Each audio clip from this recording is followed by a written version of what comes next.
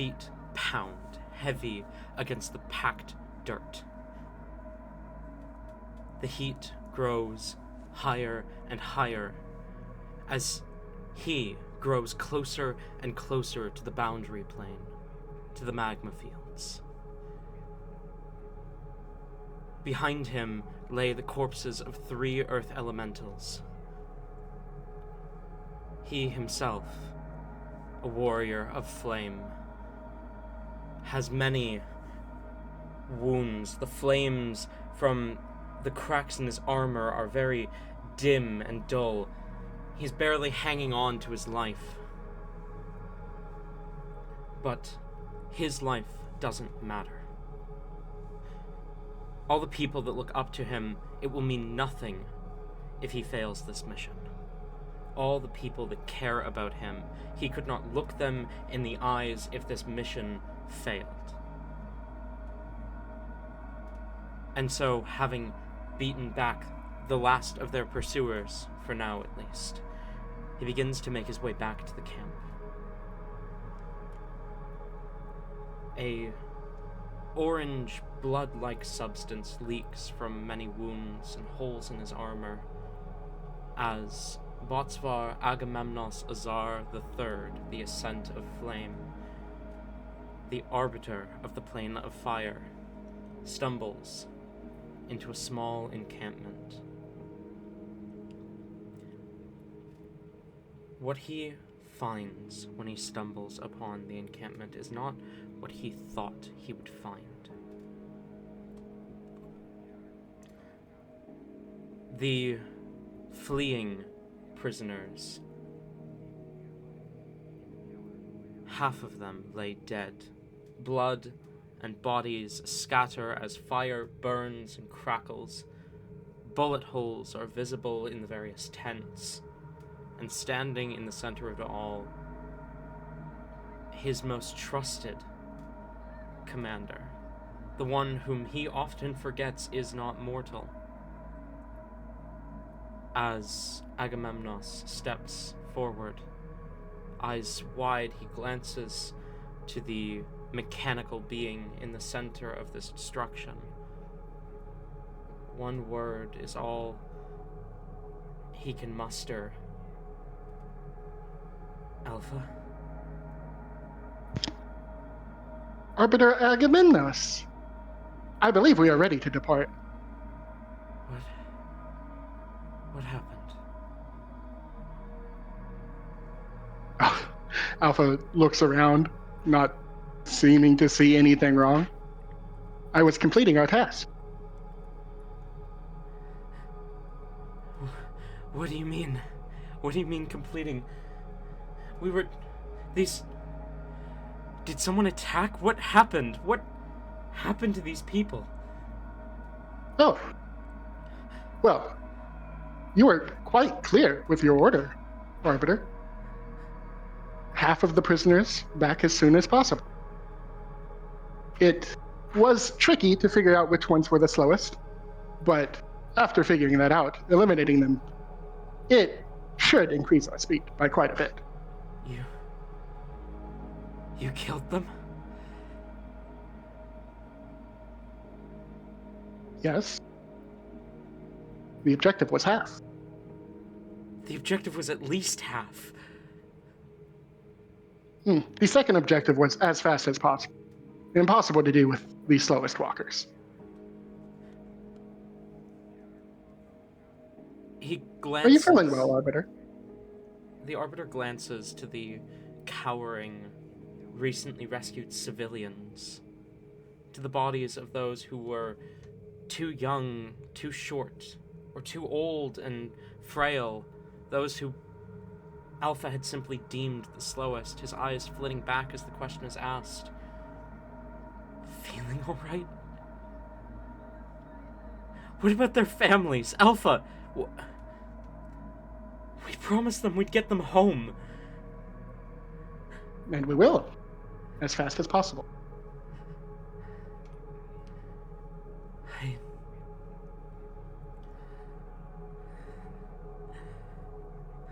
Alpha, I order you to shut down.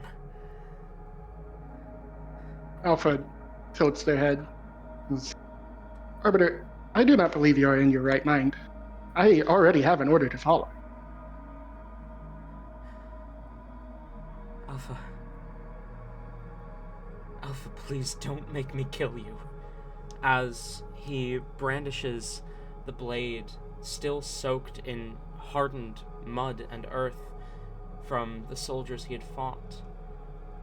It ignites with flame, the Inferno King's blade, but a sword is only as strong as its wielder.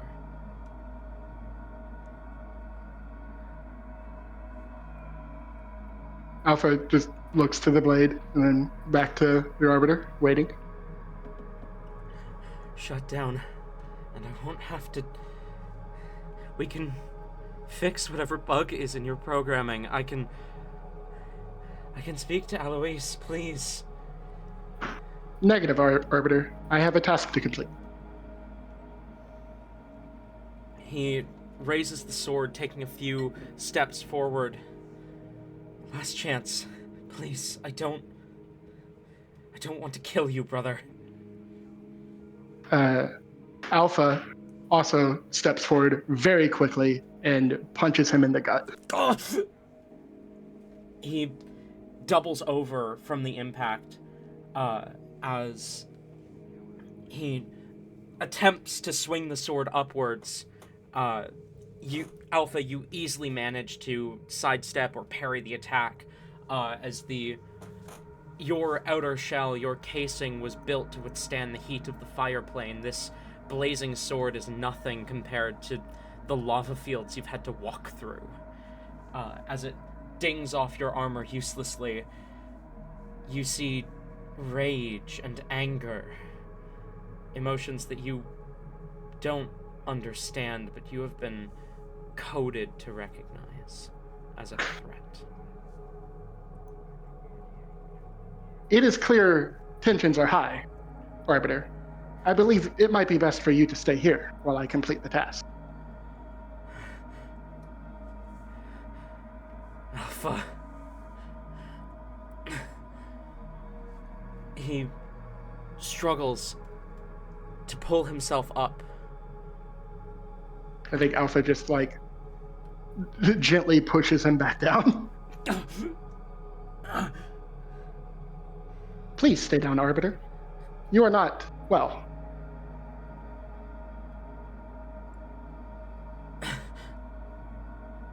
He tries to protest, tries to argue, but his strength and his consciousness are fading.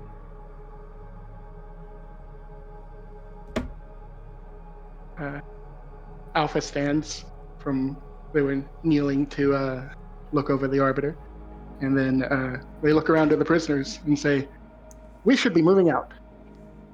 Move." Your words seem to strike fear into the prisoners, but as you command, they move.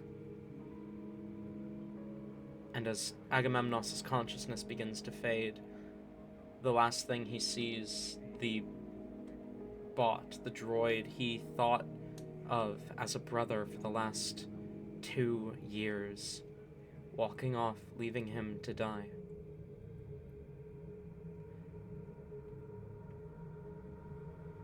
And we're back. We've been together for so long now. I've been sharing this story, and it's nice to see that Jabrium has returned, at least for now. I've become rather comfortable, and I believe it is time for me to get a little more comfortable. Oh, that is much better. This form is far more preferable. I'd been using the other form because humanoids and mortals, they tend to better take from stories told by one of their own kind. Where were we? Ah, yes. Last, we left off our tale. Our brave adventurers, Scamon and Whimsy, managed to defeat that which has names, also known as Jane Doe, with the assistance of a woman known as the Sanguine Blade, and another known as Bloom, the Agent of Time. In the midst of the fight, Zahn opened another portal and they dove through, chasing after him, once again as they always do. Skaemon spoke with Sally for some time, wherein he realized that it is too late for him. He cannot turn back now. He cannot stay as a mortal, and that he is becoming something greater. He and Sally spoke for a long time, where she warned him of where he is headed next and what he will be running into. But I believe that wasn't the only conversation that was supposed to occur as they sailed through the astral, was it, Jabrium? No, you're leaving one out. Then I suppose that is where we shall continue.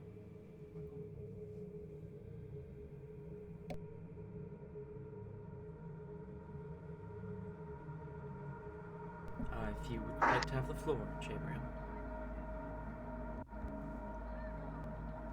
Whimsy, you wake up in a room that you've only really seen once before. You're at the end of the table. There's the ingredients to make tea in front of you, but the tea has not been poured. And at the other end of the table is Jabrium.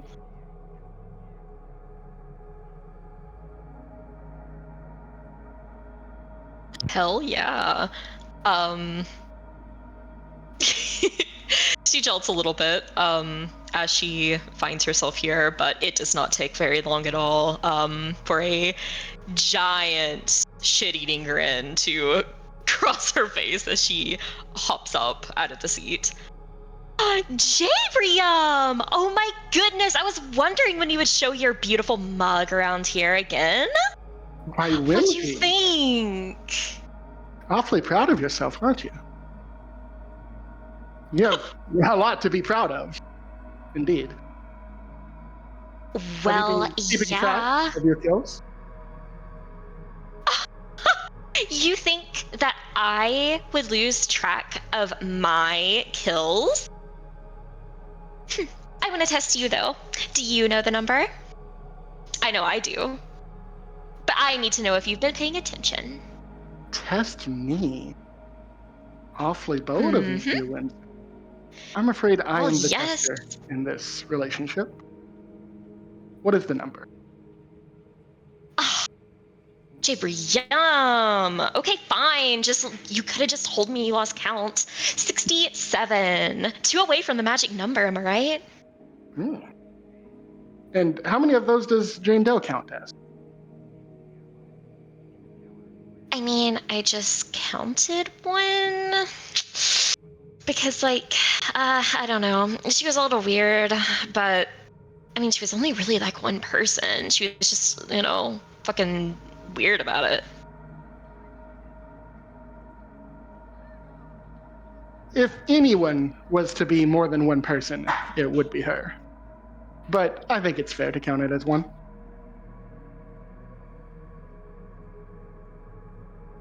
Be honest about it. I mean, I don't want to, inflate it or whatever for all my critics out there. How awfully humble of you. Oh, yes, you know me. I'm not full of myself. Not in the slightest.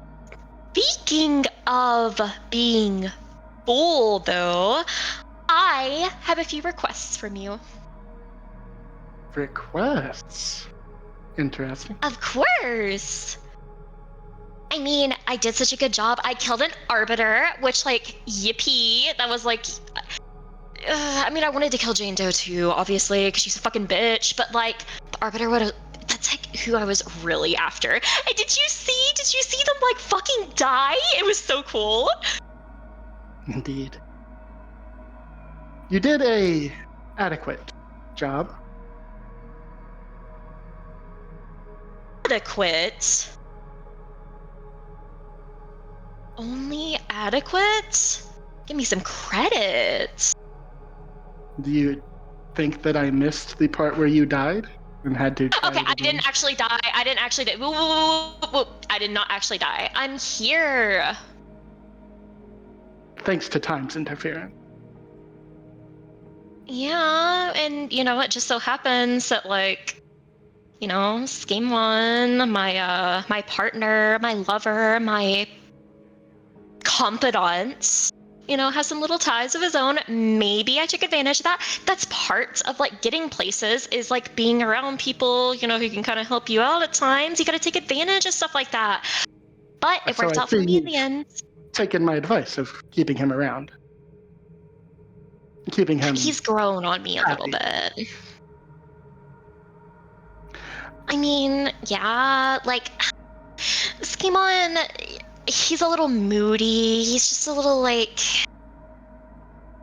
you know how it is. You know how people like that are. Like, you saw whenever I was like, hey, we need to like crash this ship into as many people as possible because my kill count is still lacking. And he was like, oh my gosh, but morals. Oh, we can't do that for these people we don't even know. What a freaking weirdo. But like, I mean, in general, he's okay. I He's hot. applaud you for being able to keep up with his morals, as it were. I Well, will not grant you. completely. I will grant you 3 requests, Whimsy, and 1 gift. Gift? A gift? Okay.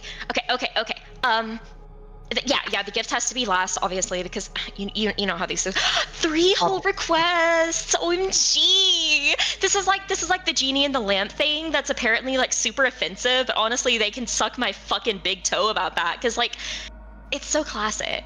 You agree with the genie in the bottle thing, right? Of course. They're always so Yeah. dramatic about things. I know, like they deserve to be in a bottle. It's just where they like, you know, they're, well, not a bottle, a lamp. I mean, I guess bottles are more for like fairies and stuff. Yeah, I guess a lamp is a better place. Okay, anyways,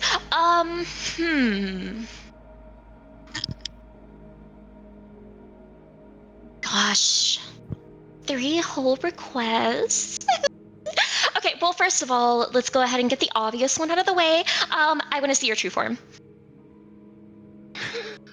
Jabrium laughs and says, you believe you are ready for that? I was born ready. Do you see these eyes? These are like eldritch being looking at eyes. And you think you've earned this? My true form is not something many mortals have seen. Not at all. Whoa. Jabrium. I know you didn't just call me the M word. I merely said that mortals have not seen it. I did not mean to imply yourself as one. Okay.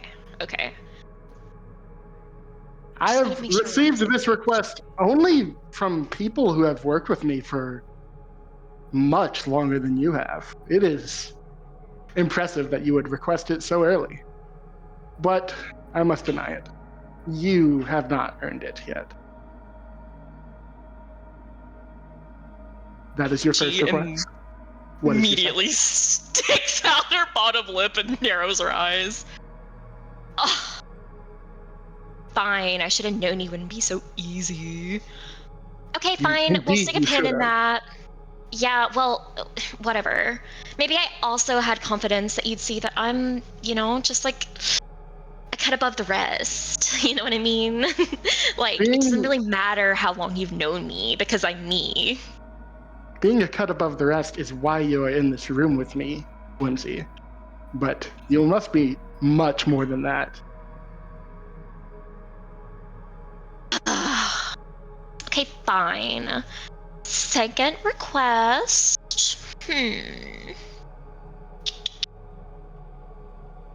Well, oh goodness.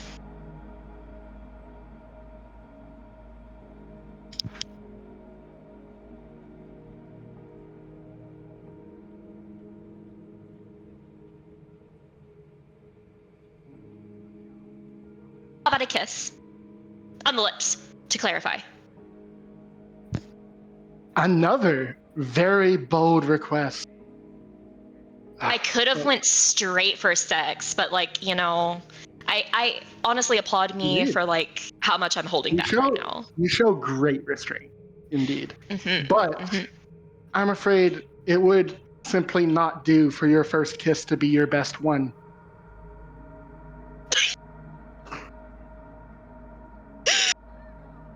She actually busts out laughing on that one. Kinda taking a few seconds to gather herself a little bit, before she just smiles. What a sense of humor you have. I mean, no, you're right. You're honestly right. Like, you know, probably right. You've kissed people. You've kissed people, right? Do you entities even do that? I do what I want, Whimsy.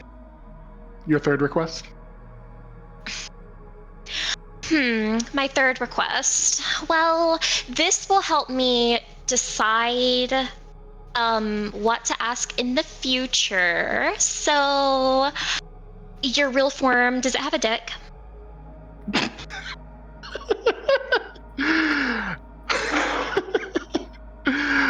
What a strange little creature you are, Whimsy. I suppose you'll have to see whenever you earn that. What? No? Well, I mean, I'm not in. Well, I might be interested. I might still be interested. It kind of depends. It kind of depends. Damn it! Jabrium, I asked you for 3 things, but you gave me, like, nothing. What the hell is this? You asked for 3 of the most bold things that I could think of. Honestly, if you were the type of person to ask for anything else, you wouldn't be here. But here we are. Now, for the matter of the gift.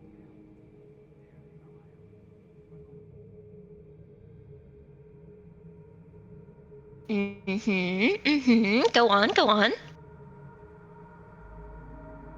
There are many people you will encounter that are touched by entities like myself.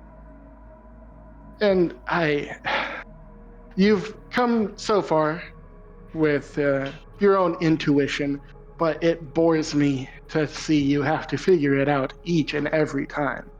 So I will bestow you the ability to see these touched individuals as they are.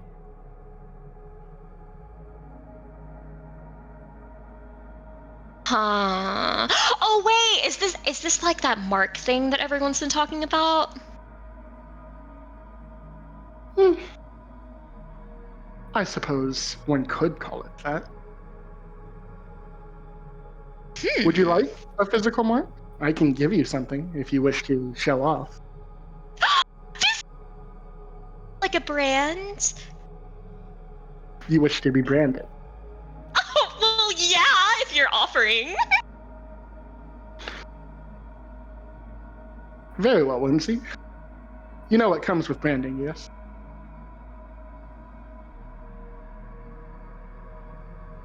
Sexual pleasure?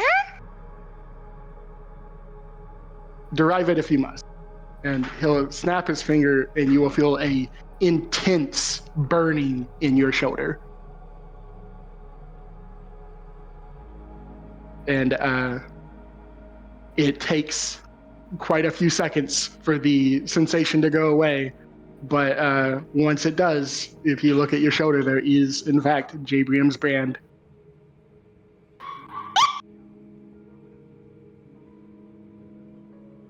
Perfect.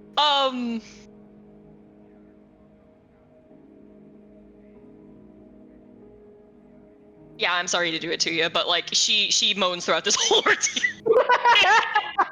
She absolutely does. She absolutely does. And then immediately, you said it's on the shoulder, right? Mm-hmm. she slips more of her shirt down than is necessary to take a good look at this. Jabrium just sips his tea. It doesn't even seem to notice. Jabrium! Oh, you're too good to me. You're too good to me. Oh my god, that was orgasmic.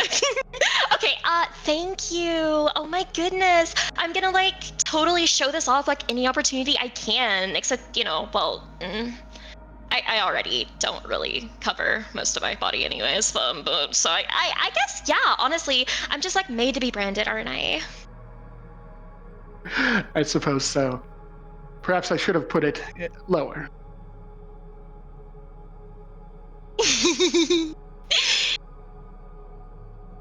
Oh, we'll save that for the next one. Okay, It is quite unfortunate to place my mark on you in such a location where there are other things distracting. Oh, that's true. If it were anywhere else, like, already. Okay, well, I don't want to like mess up my beautiful face, but it's honestly just like everything else on me is so distracting. I wonder if anyone's even gonna notice this. Quite a conundrum. Well, you'll have to deal with the shoulder. So, that is 3 requests and a gift. 2, I would count it. Yeah, that was definitely a gift. Definitely a gift. Okay, I have just like a few questions though that you'll probably just dodge right on out of the way like an eel, but we'll still try it out. With you? Jabrium nods.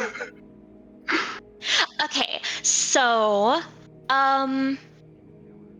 okay, I know that you were trying to like, put it in words, I'll understand or whatever, but you're not a god. You're not. So like, you're one of those things that are like, ooh, older being, or so like I'm all the like I know what's going on. For the ease of being able to understand and process things, because that's important. It's important to be able to talk about things in a way that like an idiot. If you had to specify yourself, what would you call yourself? That was one of the laggiest things I've ever heard. I think it's both of of you. your internets are. It's both of you. I think it's your guys' internet.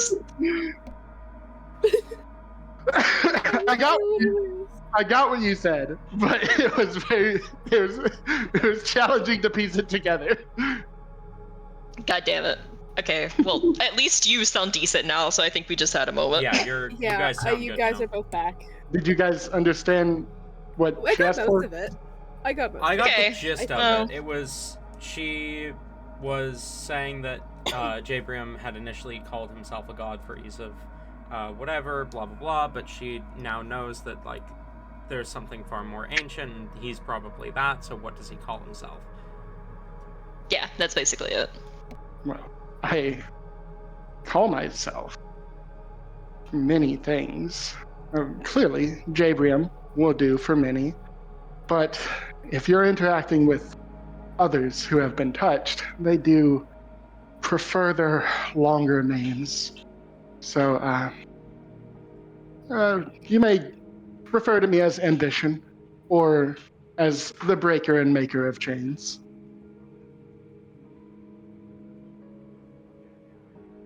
Okay, yeah, that was kind of a given. I'm talking about like the collective. Like if you were to meet with all of your other friends and you all were to be like, we call ourselves the fill in the blank. I do not think you would understand what we would call ourselves. But what you would call us is primordial. Oh, that's so on the nose. I love it. It's easy. It's like it commands like a little bit of like respect. It's like, oh, like the like ancient, but like it's also kind of cute because like a primordial pouch. Did you name that? Did you guys name primordial pouches? No, that was mortals. Oh my goodness, did they name that after you guys?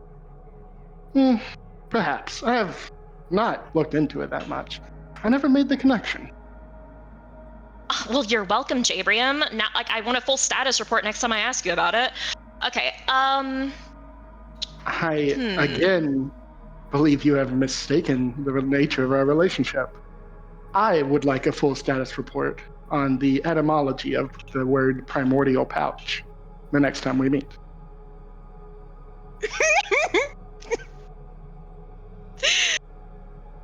Okay, fine. Just for you. Honestly, I can give you that right now. Like, I'm a little bit of a primordial pouch expert. I'm an expert on everything. Well, Whimsy, let us not rush. We will be meeting many times. Let us save some conversation for the future, yes? That's true. I mean, I guess whenever, like, we're old and married and, we'll still need stuff to talk about. Indeed. So, go do some more stuff to talk about. Oh, wait. I had, like, a few other questions. I know we'll see each other again, but, like, so much stuff's gonna happen between then and now that I'm gonna be, you know what I mean? Like, I'm gonna lose track. Very well. Whimsy, you may ask me questions until you ask one I don't want to answer.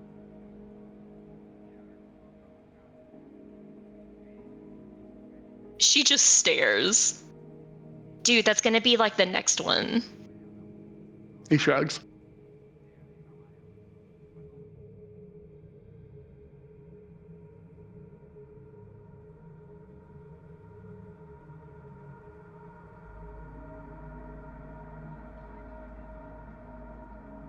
Well, give me a moment. Now I have to be a lot more careful about it. Take your time. He will sip his tea.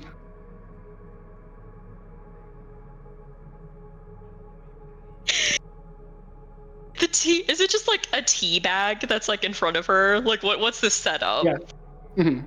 Tea bag, hot water.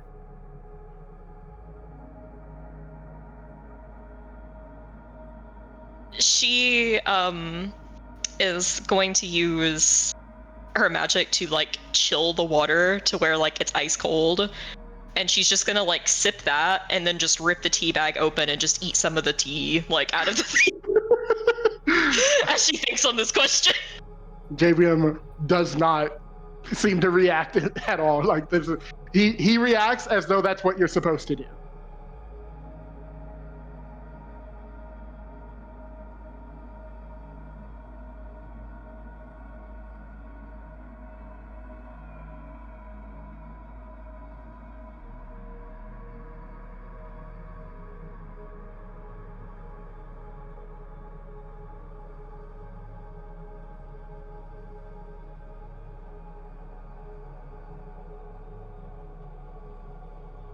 I mean, there's so many things. I can't believe you're limiting me like this.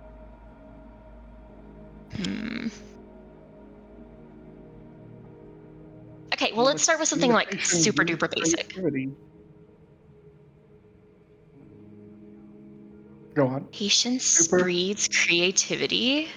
Limitation breeds creativity. Oh.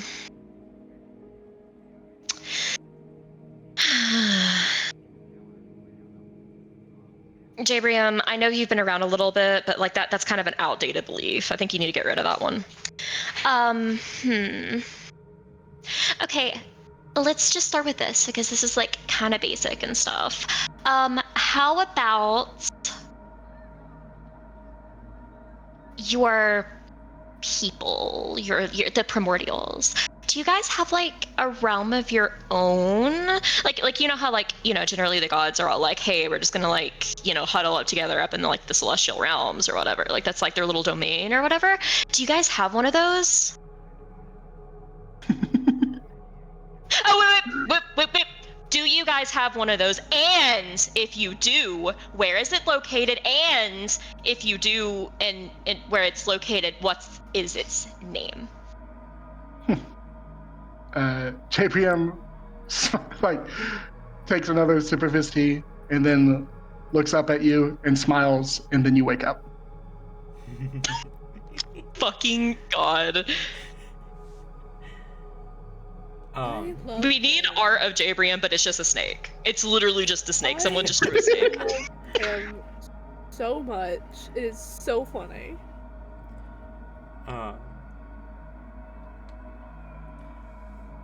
Thank you, Jabrium.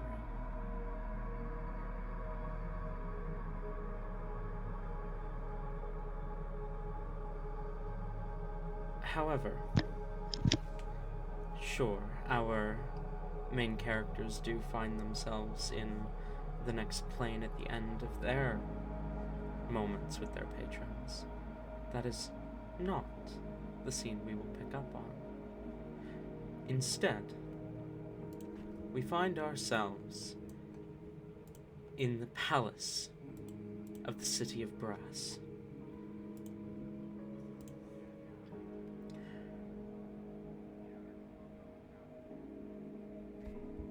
As a young man wanders the halls,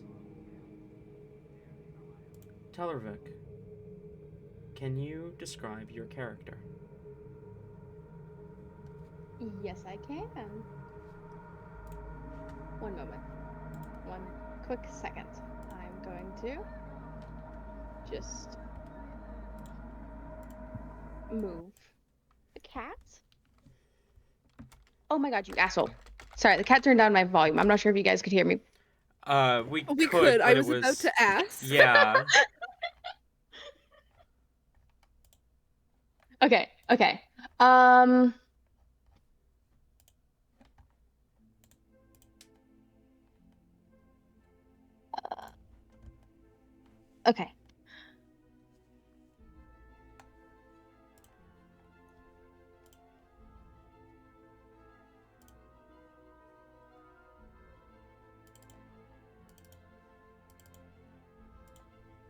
Okay, sorry. I do have art accompanying this as well, but Telravik is a fairly young looking, clearly just reaching age of maturity and everything, and they seem very youthful, very bright-eyed and ready for anything, with fiery hair, quite literally, and wearing robes. They don't seem to carry much on them as they wander around the halls, looking around. Let me send the art that I do have selected.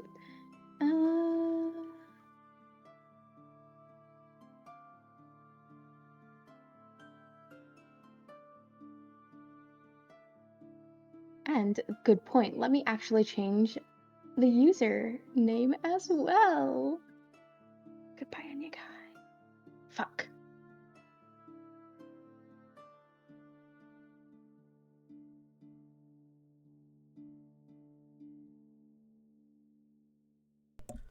I messed up and copied the image after I copied the name.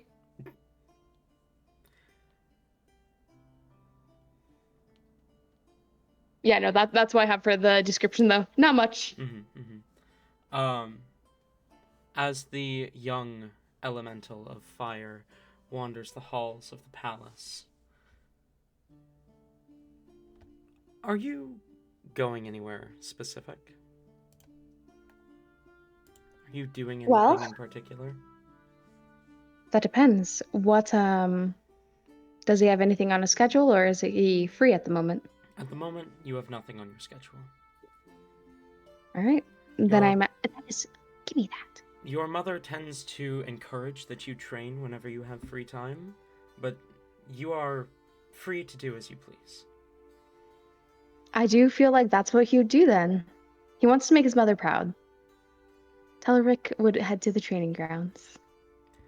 As you make your way to the training grounds, you stumble upon, as you exit the palace out into the quite cold for this plane morning air, the blazing light above you that is the pure sun, not filtered by any sky or wind, but the pure embodiment of heat and flame rising above, shining down through the smoke-covered skies. You see a man only a couple years your senior, maybe 23, 24, whom you recognize. You know him quite well. And his presence brings a falter to your step. He is partially flesh and blood, and partially fire elemental, as his kind of his almost charred skin is cracked like magma rising to the surface, with flame, like elements of fire just protruding out of these cracks in his skin. His entire right hand is nothing but flame, while most of his chest is more muscle and skin. His left eye, is also entirely flame, while his right eye simply glows with a glowing yellow, kind of fiery appearance. His name is Falron Blazeheart. His mother is a general serving in the war, and he believes himself deserving of the throne. Of course, with your mother still here, and you as the heir, even if your father does not return, the throne would not be even offered to anyone, no matter their status, beyond you or your mother. But yet still, he insists that you two are worthless. As you enter the training ground, his attention shifts to you, a smirk falling across his face as he says, "If it isn't the little crown, what do you think you're doing here, Vic?" I'm training. Training? What, so you can go and die like your daddy? He's not dead. He will return. It's been 20 years since we heard from him. You really think he's still alive out there on that battlefield? I do. Come on. There is no way that our enemies, those monsters in the plane of Earth, are stupid enough to let our Arbiter live. You're right. They wouldn't choose to let him live. He's a survivor. He'll make it out.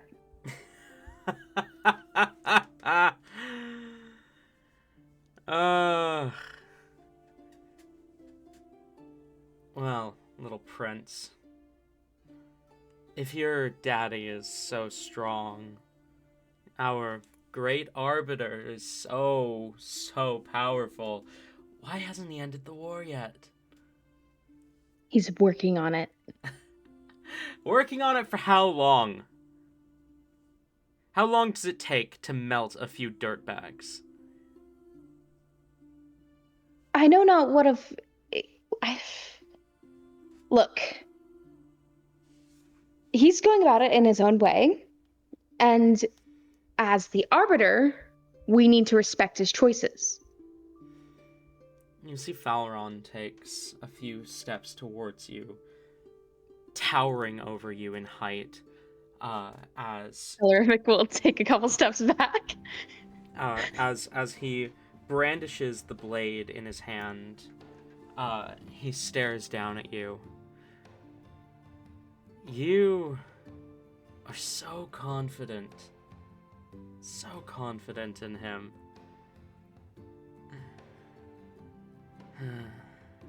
It's almost cute. almost cute that you think he is anything. He's just a name. Botsvar. The last Botsvar that ever meant anything was your grandfather. If you think he's nothing, what are you supposed to compare to? You're leagues below him. Oh, really? I'm leagues below him? And what, you aren't? At least one of us can learn. Little ember. Little firestorm. Show me how you burn. As he kind of holds his hands out, inviting a strike.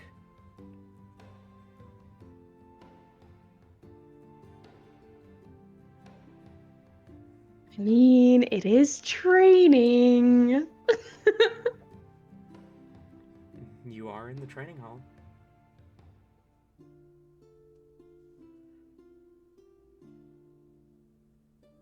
Fuck it, let's fireball him. Okay. I know fire's not the best thing to do, but you know. You are casting Fireball then? Yes, we are. Okay, go ahead and roll damage. And... We'll go ahead and do it at a 4th level. Okay. Dexterity saving throw from him is going to be a 6, which I assume fails. Oh, yeah. And that'll be 34, so probably half that? As you channel this flaming energy, what does your fireball look like, Telravik? Well, as shown in his art, whenever he casts magic, he ignites. And you can see the fire just like ripple down from his chest through his hand, down his arm and through his hand as he just blasts him with fire. And you said 34 points of damage? Yes. The fireball radiates out, kind of consuming the entire training ground for a moment. And as it fades, you see Falron kind of dust some ash from his shoulder where part of his shirt has burned. And he kind of snarls at you. That was cute. My turn. As he's going to charge at you and take 2 swings. The first one is going to be a 21 to hit. The second is going to be a 17. Both definitely hit. Blade raised high, he slashes. The first hit cutting straight across you. The second one carving across, kind of phasing through the flame, and leaving this burning feeling. And not the good kind of burning either. As you are going to take, do I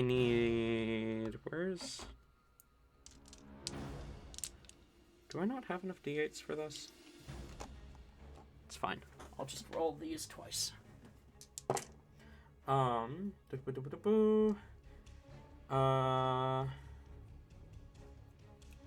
Plus is 18 points of slashing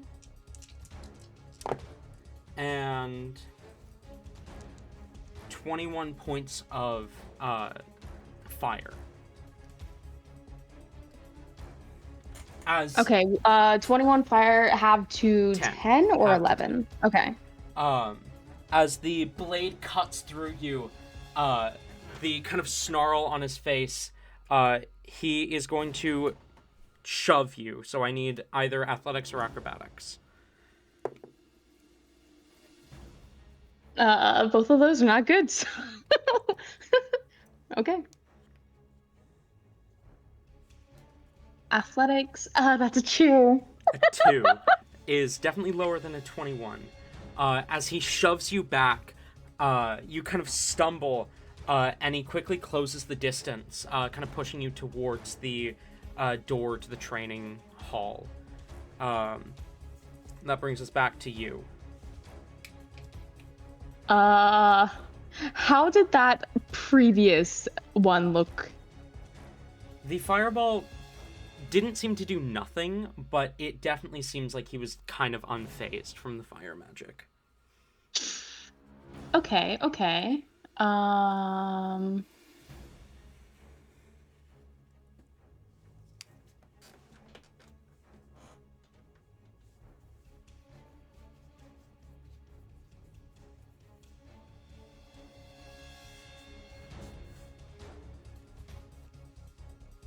Telravik will kind of try to stand up and back away, creating distance. We'll take an attack and- opportunity.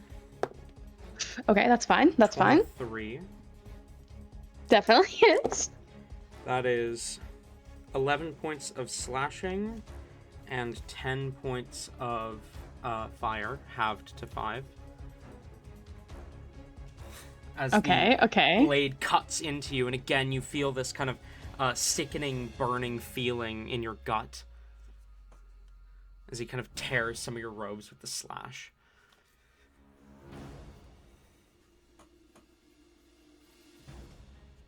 But you do manage to put some distance between yourself and him. Okay, so this is not looking too good. We're going to go ahead and cast Banishment. You're gonna cast Banishment. Okay, that's a charisma save. Yeah. It's what's your DC? 17. That just saves. Okay. He rolled a 17. As you cast the spell, the magic kind of curls around him, and you see, he, is kind of pulled backwards a little bit as he kind of stumbles, his gaze flitting to you, his eyes narrowing. You fucking coward! Trying to get rid of me! Anything else? Taking some more steps back, Telravik will kind of raise his hands as he's getting ready to cast another spell, but doesn't quite have the oomph to cast it yet. And he'll just respond with, I specialize in magic. As you say this, he charges up at you. He's going to take another pair of swings, 24 and 20. Both hit. That's going to be 13 points of slashing and 11 halved to 5 points of fire from the first hit, and 8 slashing and 9 halved to 4 fire from the second hit. Oh gosh, that just put him down. As the blade cuts across you, the first hit, you kind of stumble back. The second swing, his blade is just about to make contact. You feel your breath hitch in your throat. You can hear your heartbeat in your ears as the blade moves through the air in a moment that feels like forever. The steel approaching kind of your neck as you know it's not going to kill you, but it definitely feels like he's trying to end your life. And just before the blade can impact, this portal suddenly appears between the two of you. You see Falaron is shoved aside as a gray-skinned tiefling steps through the portal, a sword in hand that is something you have never seen. This black, void sword, which the stars within it seem to move independently of the blade. You know the Valorant green screen guns? Yeah. That's what it looks like. As you look into the sword and see a night sky that you have never seen, the gray-skinned tiefling glances at you and to Falaron, who glares at him. Falaron kind of raises his blade. The fuck do you think you're doing? As Falaron leaps towards this mysterious person, and that second swing is instead going at Zahn. As Falaron swings, Zahn just raises a hand and grabs the sword, snapping it in two. As the stranger kind of tilts his head and says, "You're not worth my time," and is going to cast a spell as you see dark magic curl around Falron, and he collapses. The gray-skinned tiefling looks you up and down, and then lowers himself to the ground, a piece of chalk in hand, as he begins to draw some sort of arcane sigil. Do you do anything? Do we have any idea who this tiefling is? You have never seen anyone like this before. Standing up and kind of going to brush themselves off, Telravik will look at them and ask, I'm sorry, who are you? Don't ask questions you don't want the answer to. What are you doing? Leaving. Getting out of your hair. My portal opened up in the wrong spot. Oh. Oh, well, thank you for that. Sorry about your friend. He'll wake up in an hour. Hardly my friend, but thanks. If you don't... Go on. I feel like instead of like stopping him right now, Telravik is looking to try to like see if he can recall what is being drawn. Like Roll an Arcana check. Smokey, you want to roll a dice? I thought you were just complaining about Smokey rolling your dice. Yeah, but cat owners tell him. Too shy. Too shy. Yeah. No. Okay, he's sleeping. He's not gonna roll it.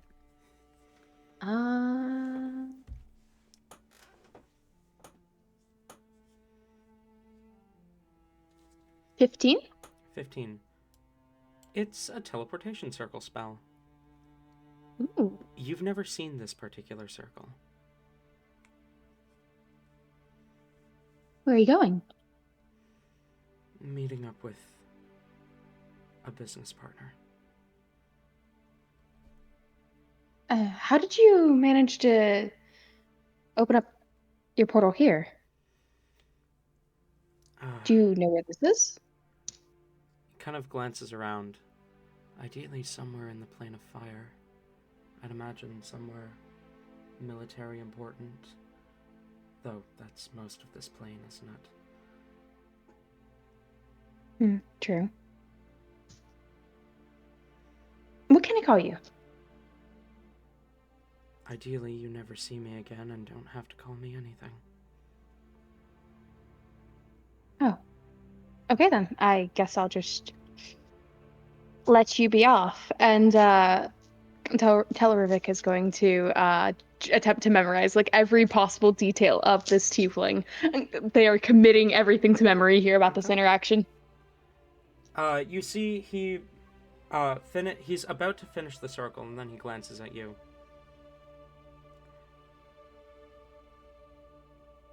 The Shadow Scourge. You can call me the Shadow Scourge.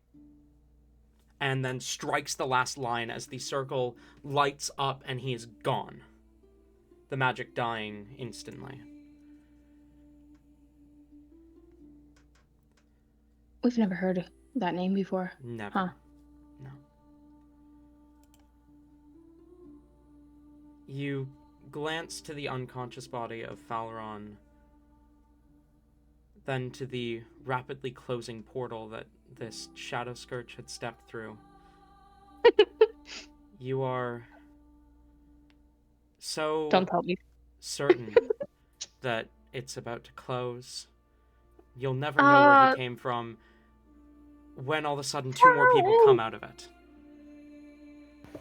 Just as it finishes closing, you see Skemon and Whimsy step through.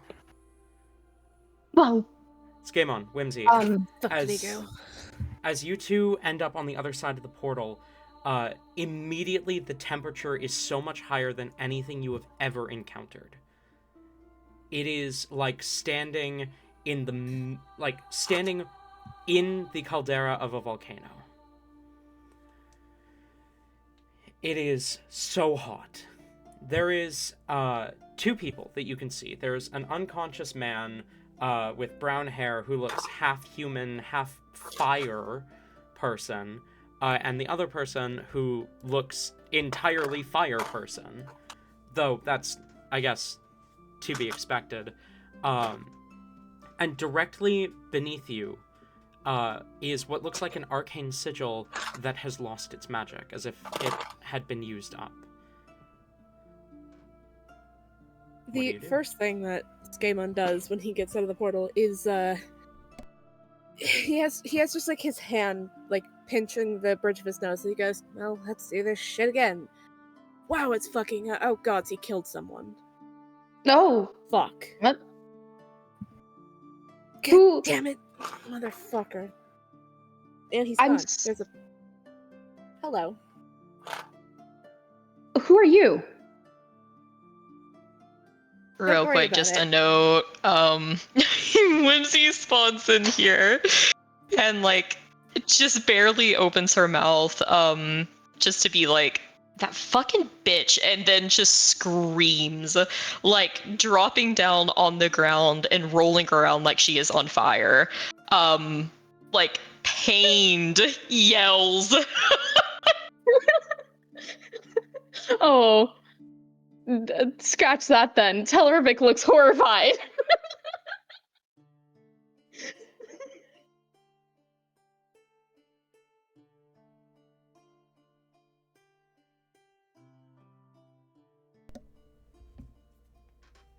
Okay, in that case, Skaemon's gonna look at Whimsy and go, "Can you be?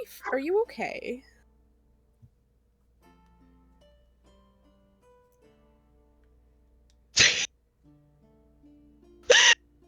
I feel like there's like just like horror movie screaming for like a good few seconds here before like she starts coughing like she's choking on smoke and is just barely able to like get out.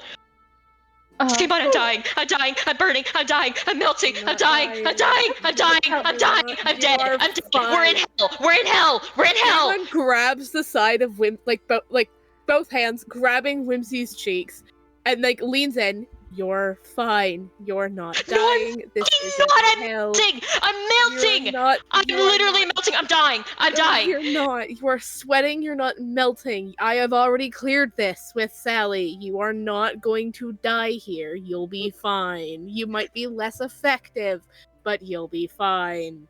Breathe. No, I'm not okay! Breathe. I'm not okay! Yeah, no, agreed. Nothing about this is okay. That being said, you're fine. Oh my gosh. Oh my gosh. Oh my gosh. She immediately starts like she immediately starts doing the Rain classic of like prestidigitating herself to try to cool herself off. Telravik, at like the constant screams of, Whimsy dying, will just like kind of reach out and try to like just like with the lightest touch ever, try to do a cure wounds at first level. Like they're touching Whimsy like they are like just absolutely petrified of the screams though. I find it really funny. Whimsy going, "I'm dying, it's too hot, I'm melting," and then literal fire touches them. Go ahead and roll that That's gonna healing. help. What does your cure wounds look like? More fire? Yep. It's gonna be a 9. The fire, because just about how like scared and petrified Telravik is though at the moment. The fire just like it's a little tiny wisp of a flame coming from their middle finger as they just gently tap Whimsy, and the fire flickers out. It gives off more of like a warm hug feeling than anything else, and their entire arm just like glows briefly for. Just ever so slightly brighter than it previous before dying off again.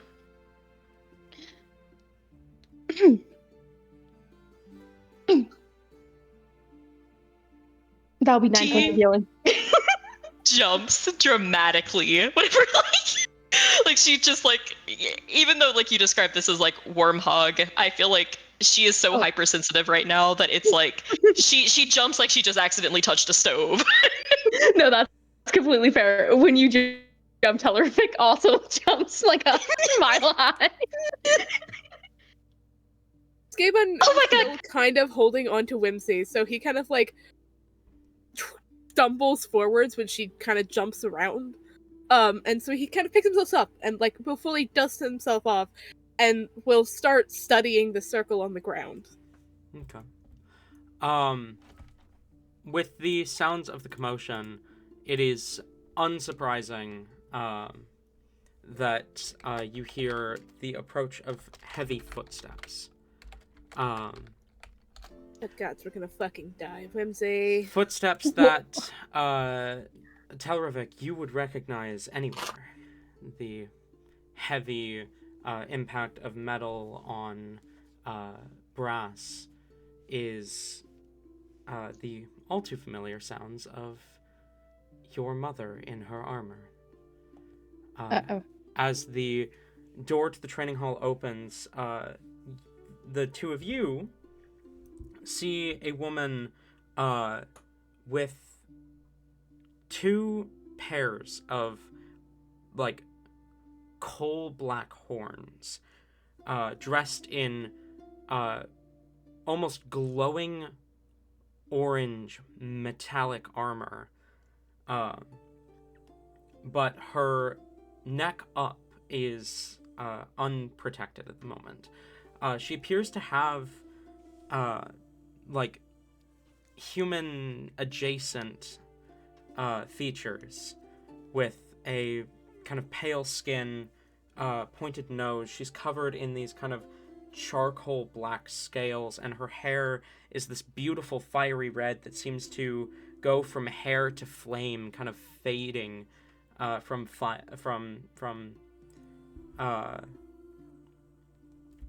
her hair going from hair to fire about halfway through, kind of fading almost like a dye.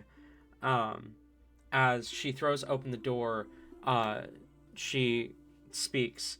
What in the hells is going on? Oh, shit. Someone get 2 coolant rings in here now! As you immediately hear royal guards beginning to move at her command. Telravik is gonna go up to his mom and just like kind of go, not hide behind her, but like stand next to her very closely. You're slightly like, you're slightly behind. She's a queen. You gotta respect her, and by doing so, you're also using her as a shield. Please. Skamon's not really paying attention. He's just studying the circle as quick as possible before he probably gets arrested. He knows where he is. Sally told him. He's not saying anything though. He's just studying this fucking thing, and I'm assuming he probably recognizes it as it's similar to the one we saw in the Feywild that one time. Roll an Arcana check for me. I feel like maybe he doesn't. Never mind. What's your Arcana? You're fucking stupid. It's not a high DC. 18.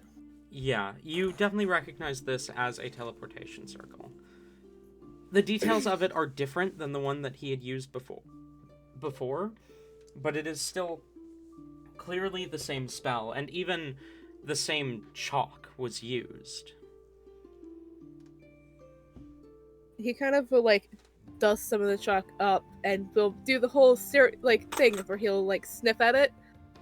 He probably, yeah, he kind of sniffs at it to make sense of, or trying to like smell the ingredients or whatever the fuck, and looks around to see if there's any indication that this was a distraction and that he actually ran somewhere else. Roll a survival check for me. As you are looking around for that, a pair of elementals come blazing in and present. Each of them present one to Whimsy, one to Skamon, a simple iron ring. As Sira says, put those on. It'll dampen the heat. Oh. Okay. Skamon kind of hesitantly grabs it and He kind of waits for Whimsy to put it on first, actually. He doesn't stick it on his hand right away. You must see the possible consequences of this. Whimsy, as at this point, she is magikarping on the ground, like literally flopping, like, it looks like she is actively dying. And she like crawls over, like lifts a hand out weakly, and then drop it, I can't get anywhere near you, drop it. The ring falls to the ground as you ask them to drop it, and the elemental kind of backs away. Gaemon rolls his eyes. Gaemon, if this doesn't work, it wasn't totally awful knowing you. And she reaches over and puts on the ring. As soon as you put the ring on, it goes from feeling like standing in a volcano's caldera to feeling like a hot summer day in a hotter area of, we'll say like Tennessee, like South US area. So still pretty hot, but not nearly as bad as it had been a moment before. Okay. As your body temperature just drops.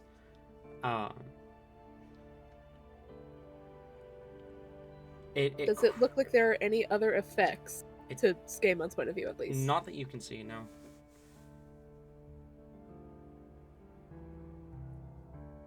Whimsy heaves a huge sigh. This is still like terrible to her.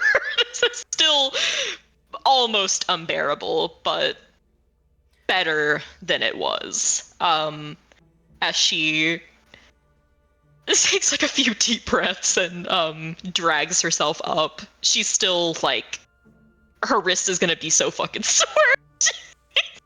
She's still casting prestidigitation like constantly on herself, but she straightens up and looks to the other ones. You have my thanks for not saving my life. I was in never any danger of dying, okay? That was just a distraction for something. Skimon, you should put the ring on. Great thing to... Wow, I wasn't actually dying. I was just trying to distract you. What a wonderful opening line there. You... Yeah, a distraction so that I didn't blind them with my beauty. Get on the same page, Skaemon. That's totally how they're going to interpret that. Absolutely. Well, they can interpret it however they want. It's fine. Whatever. The armored woman kind of raises an eyebrow. Skaemon doesn't actually... No, he doesn't. He's still holding it in his hand. And he's not very happy with the heat, but he's also suspicious. Skaemon, if you're not putting that on, hand it over. I want to double up. I don't know if that'll... Will that work? Will that have any... I don't know if that'll have any effect on you. Well, let me try. She's gonna try to take it. Skaemon will just open his hand and hold it out to Whimsy. Okay. With a slight shrug in his shoulders. The coolant rings do stack. Oh, fuck yeah! As you feel the temperature drop significantly again,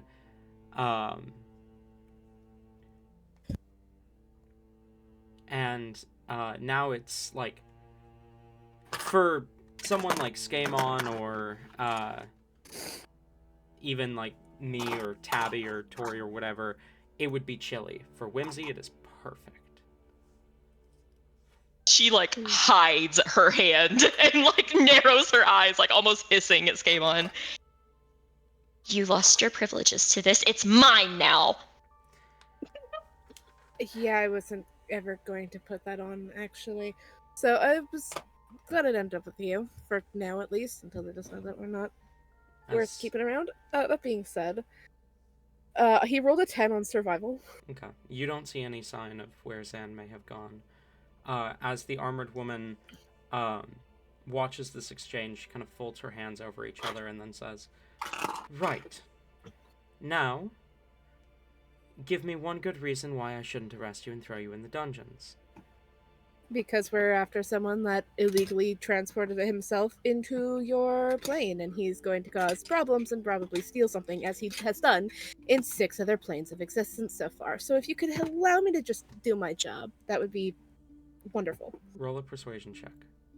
He's not good at that. Meanwhile, in the background, Telravik is going to cast a little bit of Cure Wounds on himself so he doesn't look as beat up in front of his mother. Okay, fair enough. Fair enough. Great. That'll be 19. 19. Okay. I'm willing to hear you out. I am Sira Agnisan Azar, the wife of Botsvar Agamemnos Azar, the arbiter of the plane of fire and king of the city of brass. Oh yeah, Whimsy, we're basically in the royal palace. I think I should have told you that earlier. Yeah, maybe. Probably Oh my should've- goodness. Yes, Game On, maybe you should have flop led around with like a that. fish, though. It was funny watching you flop around like a fish though in front of them. Anyways, hello. I demand that you I'd tell me say your it's good. names. Demanding. Oh no. Oh no. Whimsy, they will kill you. Please don't. Well, you didn't have to demand, because I would have given it for free. Princess Whimsy Silly Autumn Lily. Princess. Indeed. Where You're not do the only high-ranking official around here, honey. Where do you hail from, Need nothing Princess? in this plane. Well, I travel around, but I don't know. Give me a little look over. I don't know how well learned you are, but You look like you're from either the material plane or the Feywild. material. Does anything about me look material? Well, I guess I do like some material stuff. I'm a little bit of a material girl, but yeah, no, Feywild. Right, a Feywild princess. Indeed. And this is your servant boy, then? No. Oh no. This is my husband. No. No, I'm not. Not at all, actually. Yeah, we haven't had the wedding yet. I guess it'd be fiance. Still no. Boyfriend? Nope. Well, no. Technically, Skaemon, you are a boy and you are my friend, so I got you there.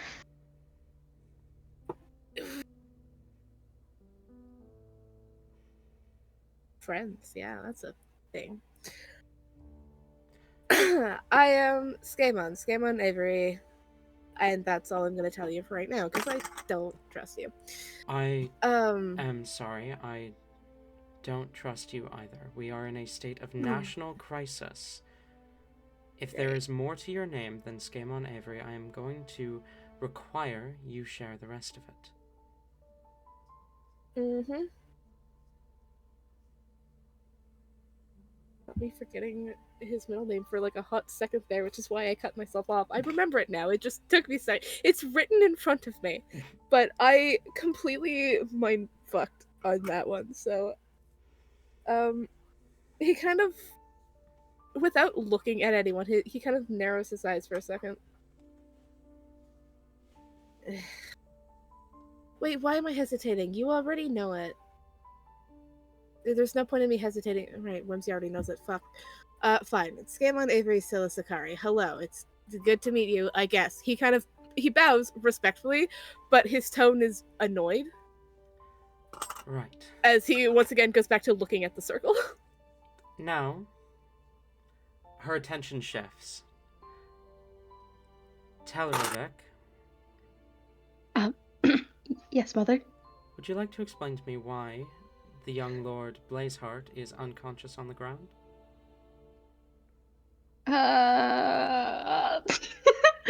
Telravik kind of looks between the Blaze Lord, the general, his mom, and then Whimsy and Scream.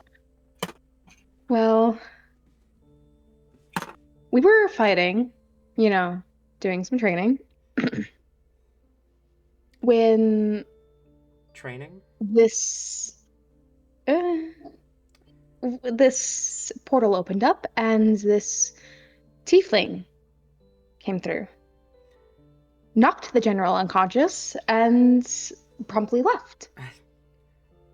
There were To- another Go through the circle? To be clear, sorry, it seems there's been a minor miscommunication. He himself is not a general, his mother is a general. Oh, even worse.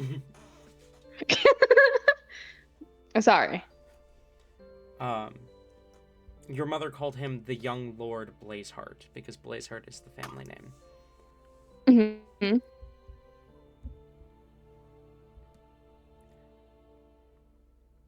And then the tiefling promptly left after knocking him unconscious because he was being rude. Through the circle, right? Like Skaban finally looks up at you two again and like has his arm outwards and like palm or like hand flopped downwards as he's pointing to the circle. Yes, that is correct. He did go through the circle. And Did then he tell you Yuchu where he popped was up. going? At all? He did not. Great. Wonderful. Just that he accidentally came here and then he left. And then Yuchu showed up and proceeded to die.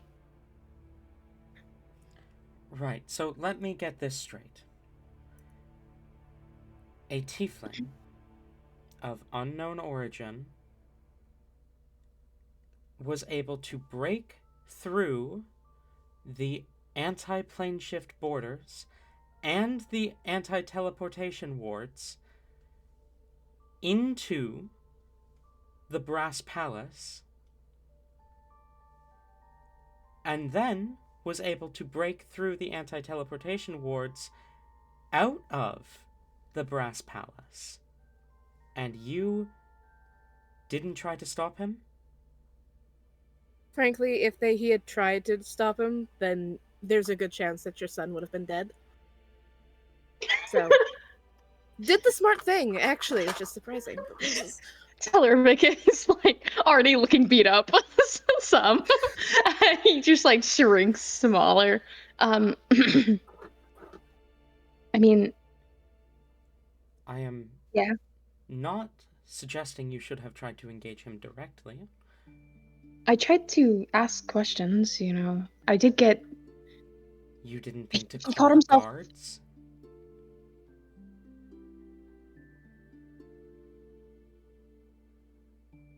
I wanted to figure out what I could about him before alerting him. I mean, he knocked him out practically instantly, and I wanted to figure out at least a name or something. He called himself the Shadow Scourge or something. Do I recognize that at all? Is that a name he had before? No, that's not familiar to you. That's a new one. Oh my gosh, I'm literally bleeding from the edge right now. That's a good one. Shadow Scourge. That's fucking wow. Be creative, dumbass. Seriously. Yeah, I know. That's so The like. best he could come up with was Shadow Scourge. Stupid fucking man. At least it has alliteration. I mean, he's on theme, I guess. With shit, it's still stupid. Okay. Firestorm.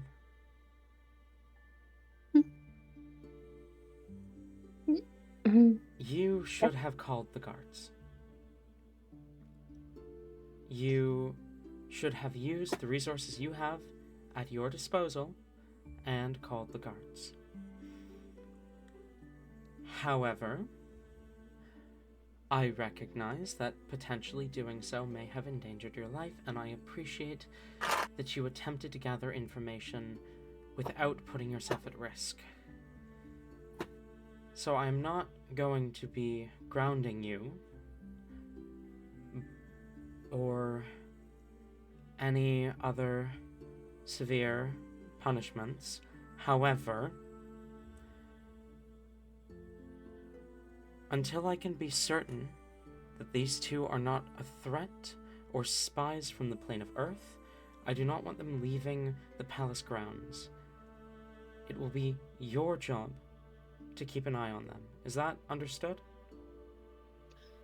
Yes. But, Whimsy, we have ourselves another babysitter. Yay! Cute. You cut out. This one's really cute, though. Did you hear the prince thing?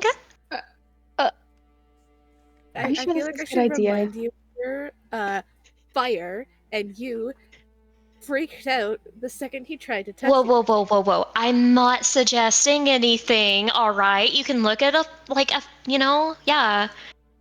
Most people can. I've just noticed with you, it's a rare occurrence. Okay, generally, I fucking hate fire. I hate everything fire related. It shouldn't exist, except when it looks cute. Bold Are we sure we words can't for find someone someone else? standing in the plane of fire.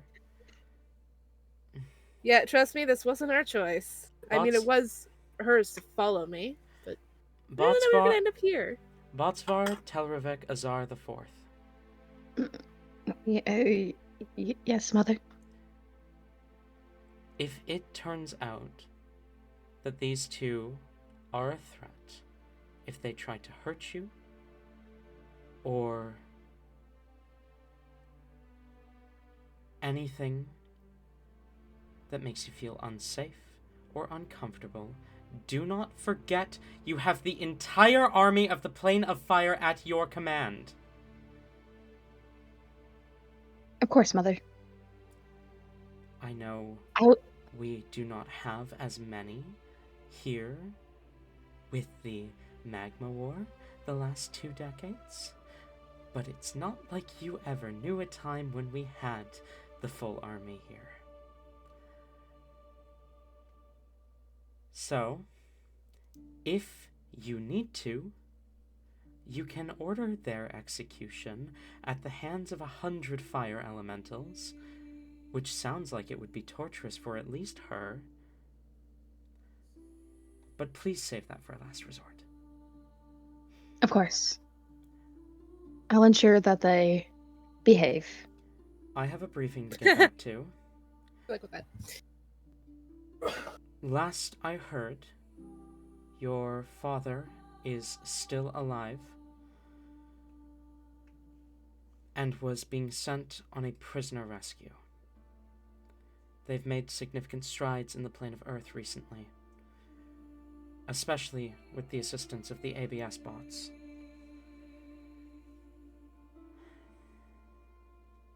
That's good.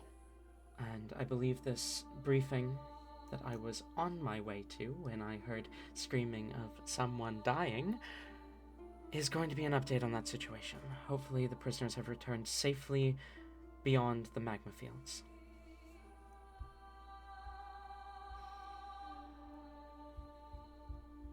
If you need anything, you know how to contact me or any of the other guards.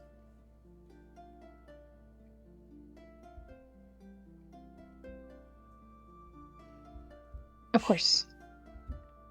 She smiles and she turns and she walks out of the training hall, leaving the 3 of you and the unconscious Valron alone. I feel like if we were spies, keeping us inside the palace is the worst possible decision ever. Yeah. That seemed a little weird. It's less so keeping you inside the palace. You are going to be under full watch. But A torch? the torch? What? Nothing. No, there's no torch. Don't worry about it. Right. So we should probably do something about him. Looking around, are there any active guards standing nearby? Not directly in the training hall, but you could absolutely get the attention of a guard or two just outside the door. Okay. Telravik will pop his head out and just ask them, Can one of you get...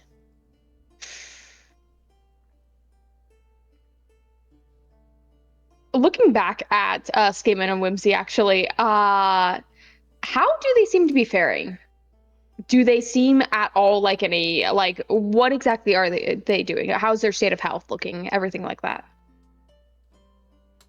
We did just get out of a big combat. Whimsy's below half health currently. She is actually pretty beat up. Okay. Skaman is also pretty beat up looking, but he does not seem to act injured. I think we might need some assistance getting everyone to some medics. If one of you could help.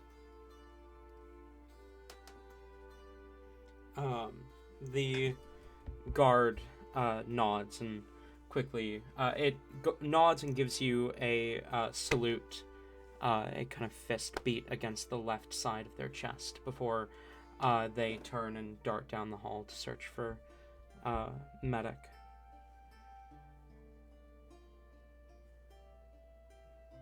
So, turning back to Whimsy and Skaban, Telravik will approach them a bit closer, looking them up and down, clearly taking in their current state. Were you guys fighting that tiefling then? This time. He Directly. Before we got to. And now I can't go look for him because apparently we're on fucking house arrest. Sorry. That's gonna cause problems. It shouldn't be necessarily for too long, just till we can get some Yeah. things cleared up. When it comes to the one that can draw circles in places you shouldn't be able to teleport from and use them to teleport out of some place, he could probably already be across the fucking plane at this point, actually. So. It's fine. We'll catch up to him like we always do. Yeah, I don't think we exactly have a choice in that matter. Surely you have some way of tracking him. Yeah, it involves not being stuck in house arrest. And, going out and looking for signs. So when you're done here, you'll be able to find him no problem. If he's still in the plane. Okay, so what can I call you? Your whole full title is like a total mouthful. Do you have like a nickname? Oh, sorry, I realized we didn't do proper introductions. That is my bad. Nickname. I go by Telravik. Television? Telravik. Telly. TV. No, not I feel like we TV. should I like be Telly. Telly's cute. I feel like we shouldn't be making fun of a prince's nickname. Hello, I'm not making fun. I'm not making fun. I think that's just genuinely a cute name. Fair. What can I call you? Do you have nicknames that you'd prefer? Well, you can call me Whimsy, but if you want to like make something else out of that, you totally can, since we're doing nicknames. Oh, You can call me Scalon, and please do not try to shorten that in any way. so Whimsy and Skamon. Is Whimsy short for whimsical? Oh, I have gotten asked that question 0 times, actually. Wow, no one's ever thought of that. No, it isn't actually. It's just Whimsy.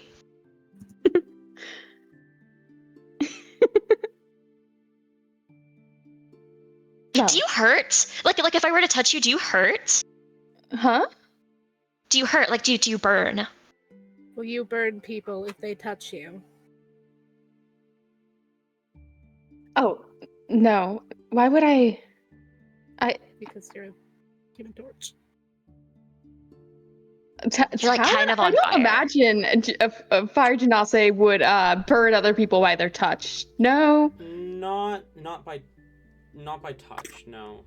Not Okay. without intention, at least. No, we can regulate our temperatures. Here, try. And he'll hold out a hand. Don't worry. There's no hesitation. Whimsy, like, takes that baby quick. See? Oh my gosh! You're touchable!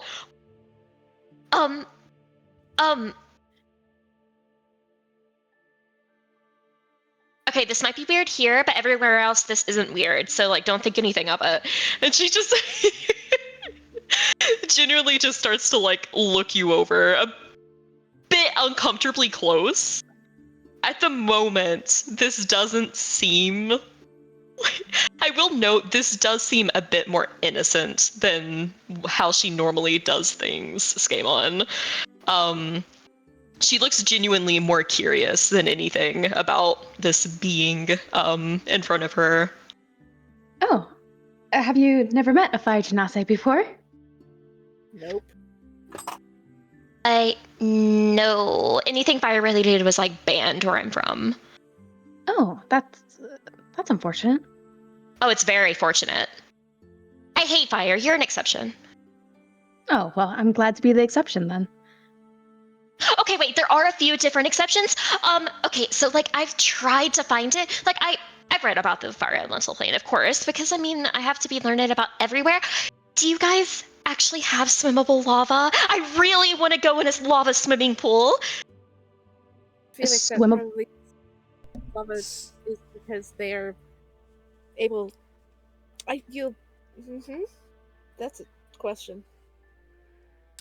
So, Telravik, Mhm. you are absolutely able to wade through the lava lakes of the plane.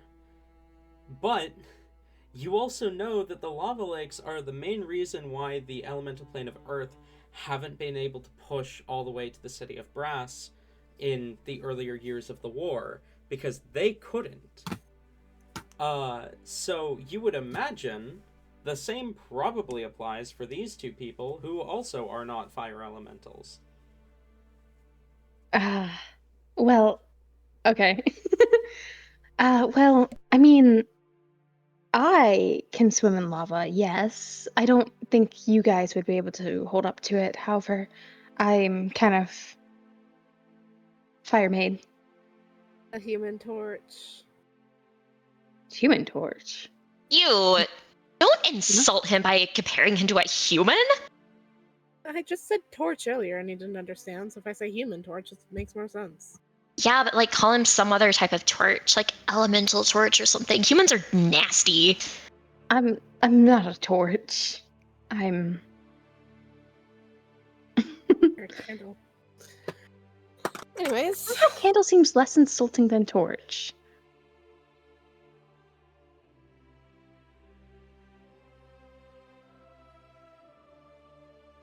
You look hurt.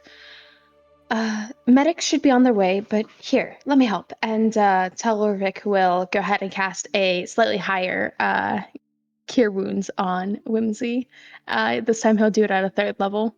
Mind you, he himself does also look a little beat up.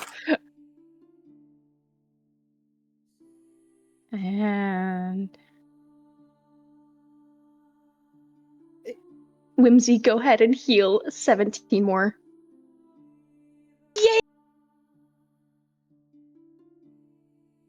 I feel like if you can heal people, shouldn't you get the unconscious one off the floor? Who said he anything dead? about being... This game is gonna walk over to go see if the guy is dead. As you approach, the door opens and a pair of people walk in. They appear to be more humanoid than elemental, looking closer to a genasi like Telravik than the elemental of the guard who had left. But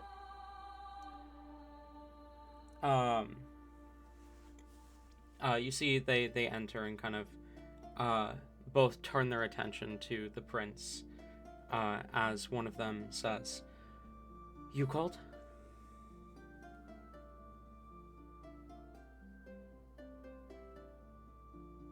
Yes. Everyone seems to be in a bit of, less than stellar health, especially him, and he'll kind of gesture down to the unconscious body.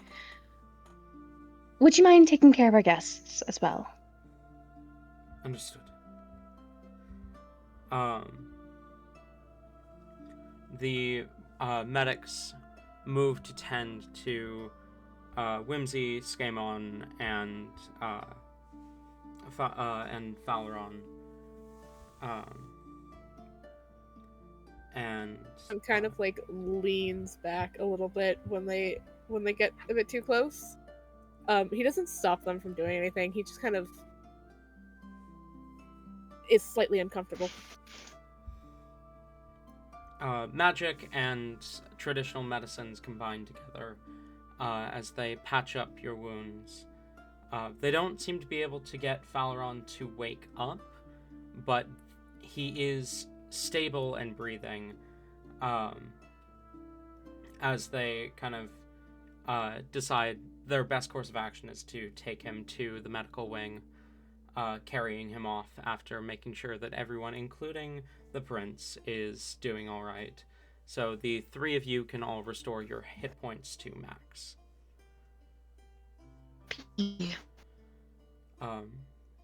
As you are left alone, I believe we are going to go ahead and call a break there.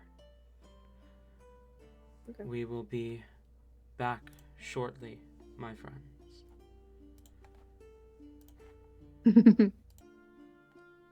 And we're back. So, unfortunately, Jabrium has decided to step away once again. But, regardless, we shall continue our tale. So, as the three of you are patched up, what do you do?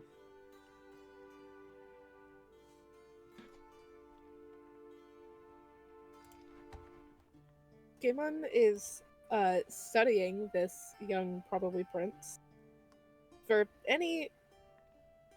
Just kind of studying him and how he acts. You're being watched. He definitely knows that he's being watched, and you can tell it's making him a little nervous, but uncomfortable, as he kind of just like fiddles. He'll kind of look between everyone in the room before speaking up. So, in the meantime, we should probably situate you guys with some sort of quarters or room, maybe some food? What do you guys eat? Oh, food sounds amazing. Nothing spicy. Tori, you made me jump. Wait, what? You made me jump.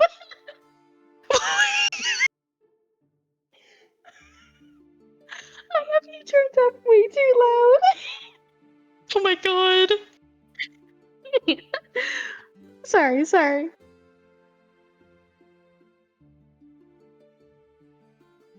Nothing spicy, right? I'm sure we can find something then.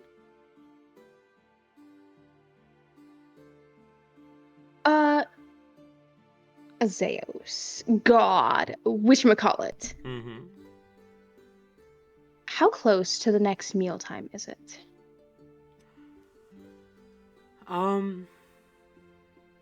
Probably an hour out. But you could get the kitchen to make something now if you wanted. Okay, because I feel like the best course of action would be mealtime first, and also get someone to situate a set of rooms for these two as well before showing them around. Have them set up a guest room. Well, take them on a brief tour. Okay. Now that you are feeling a bit better, I'm going to show you around some of the areas that you'll be allowed. Are there any special requirements or needs that you need taken care of before that we might need to know of? Door. Huh? Okay. Where's the front door?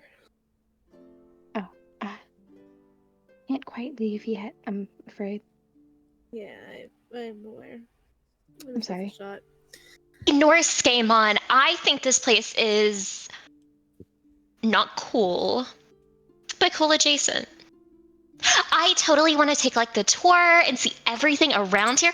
Oh my goodness, Telly, are you interested in seeing the second cutest thing ever? Oh, sure. I like cute things. We'll get along swimmingly then. And she'll cup her hands in front of her and then summon Slimy. He just This? immediately turns into a puddle.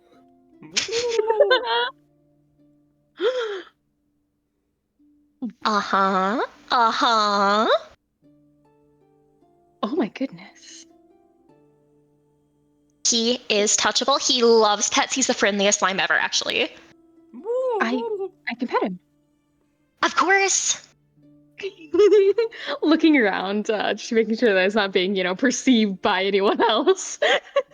Telravik will approach Whimsy before just reaching out very gently to give like a 3-fingered pet to Slimy. Oh, you are just the cutest little creature. Where does Slimy come from? Well, that's a long story, but let's just say the Feywild. Same as me. Yeah, that's Feywild must be filled with all sorts of wondrous creatures. Oh, it's like the most whimsical place ever. That's totally what we're known for. I've read about it. Very fascinating. He'll continue to pet Slimy. Game On over there is from the Shadowfell. That's where all the edgy hot dudes are. Shadowfell. Mm-hmm.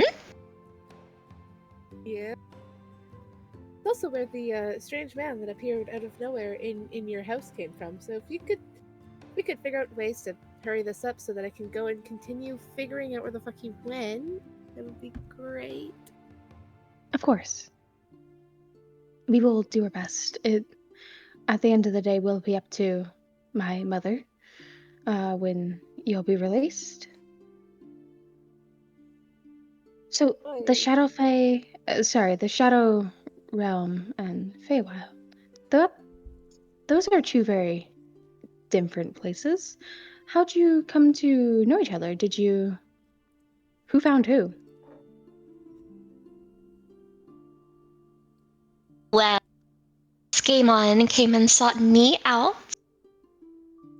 Oh, Chasing Mm-hmm. after that guy, and he opened a portal from the celestial plane into the Feywild, and it closed a little bit too quickly and ended up throwing me to a different area of the Feywild, we'll call it, for security reasons.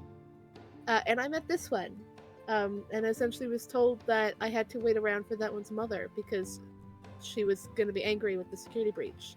Despite the fact that it wasn't my fault. So wait, it's actually very similar to what happened here then. Yeah, except this time I didn't get thrown out in the middle of the sky and injured enough that I couldn't, fly. You can fly? He kind of Very turns impressive. around, noticing his wings are in fact looking like a cape. No. He totally can. He totally can. Don't let him lie to you. He totally can. Skamon immediately covers Whimsy's mouth and No, unblinking stares at fucking Telly. No, that's cool.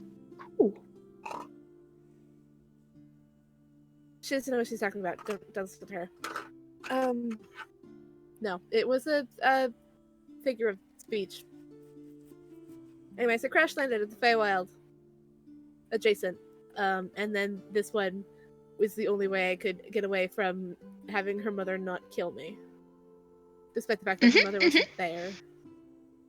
So honestly, at this point, I think I would prefer death. Oh, Skamon's very funny like that. You know, the Shadowfell people have a dark sense of humor. Yeah, we're actually like we're like really good friends. We're really good friends. Well, that's good. So tell me about you. Have you like always like have you ever traveled anywhere, or have you only ever been here? You've lived your entire life in the Brass Palace. I mean, I've done a little bit of traveling, like to the gardens, training grounds, but I haven't really left the palace with the war and everything going on. It makes it quite hard and difficult for vacations and everything. Besides, it's not very safe at the moment.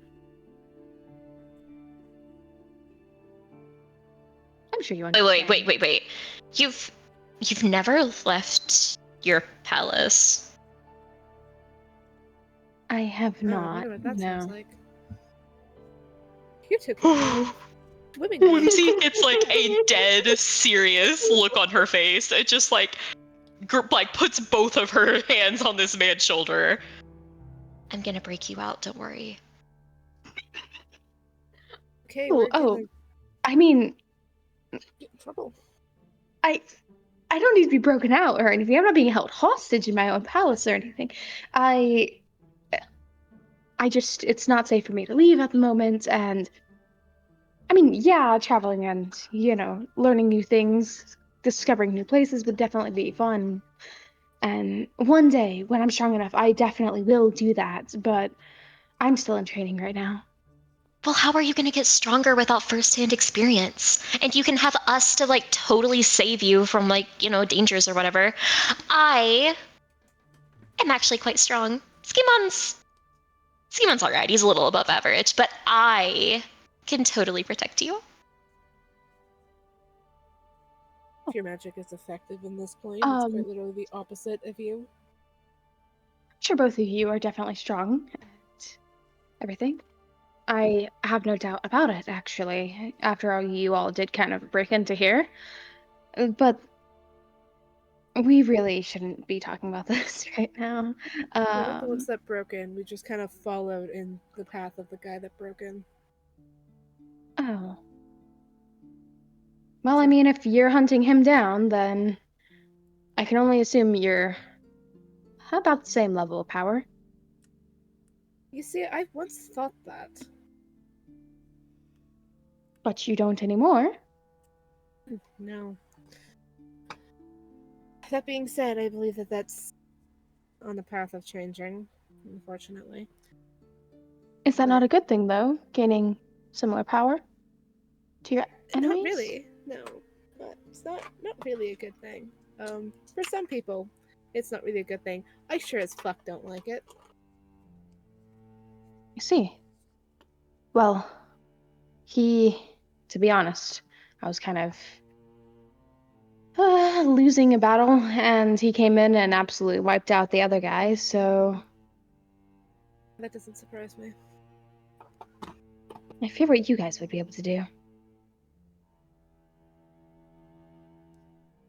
I'm glad we're on more relatively friendly terms, at least. For now. If you leave with us, you can find out what I can do.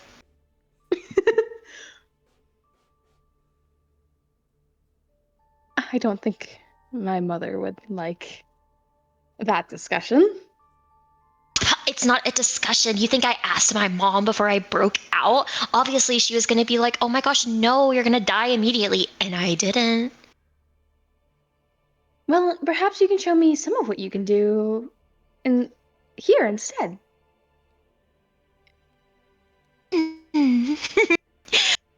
Okay, show me to my bed quarters and I'll show you.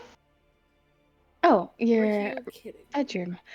We're currently working a situation out for that. Of course, no problem. I'm sure you definitely want to rest after your travels, and looks like you guys had a little bit of a fight. I figured we could probably get some food first, and then I could escort you to your rooms. Yes, I do need food to be energized first, you're right.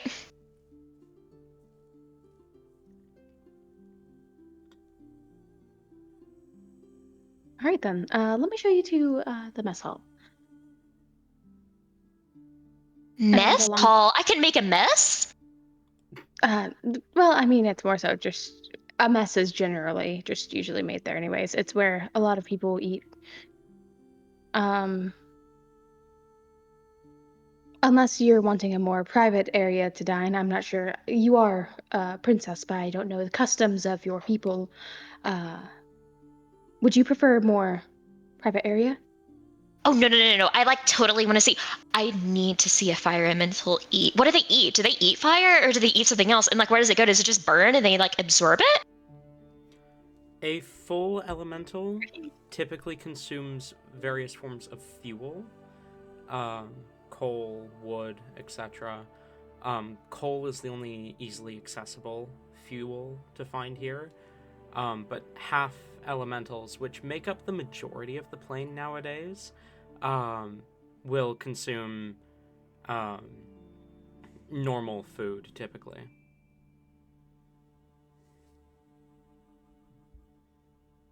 Well, why don't you just see for yourself on that one? It's not as shocking as you might, or wondrous as you might be expecting, but here, follow me. And along the way,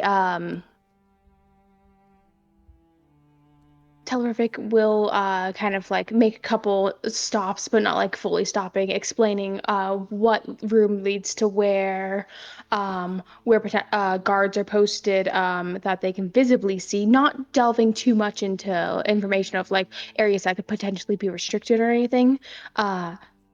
Just giving out a very basic layout Okay. for Damon places is that they would be able to go. memorizing this shit. Yeah, that's Damon is why. making mental notes and is memorizing the fuck out of this shit. Not revealing everything for sure. Definitely not where all the guards are posted. Just if you need help, there's this guard here that you go to, stuff like that. Because he's not gonna give away all the castle secrets just like that. Damon is memorizing everything he's being told and is also looking to see for anything he isn't being told. You definitely notice there are things you're not being told. Oh, absolutely. He's still making as many mental notes as possible. Memorizing the fuck out of this layout.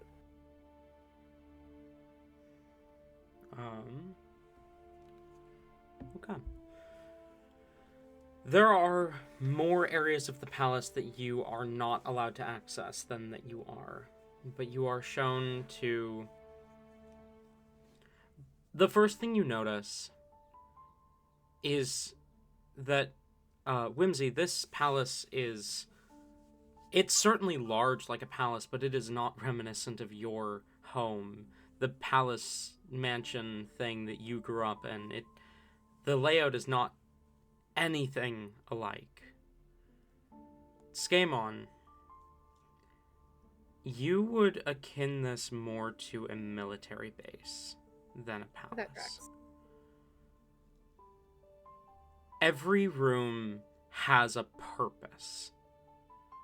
The training hall is one of the largest rooms, the room where you first appeared. There is a large mess hall, a central mess hall. There is no throne room, at least not that you're shown. Though Telravik does point out a war room, which you would not be, which would currently be off limits to even the prince himself, as there is an ongoing briefing, but is generally where you would go if you need an audience with his mother. There are guest rooms, individual guest rooms, but they are small and single purpose. There is a bed, and there is space for you to put your clothing, and that's about it. the guest rooms don't have a lot of space to move around. It's almost like a dorm room, if that makes sense. But most of the housing for guards within the building are a single large barracks-like room. Well, a couple of these large barracks-like rooms, totaling to about 100 beds between the four of them. So about 25 to a room. However, most of them appear to be unoccupied right now. You would not be brought to the room of Sira Agnisun, nor to the room of the king. And outside of that, there's like nothing. It's all purpose.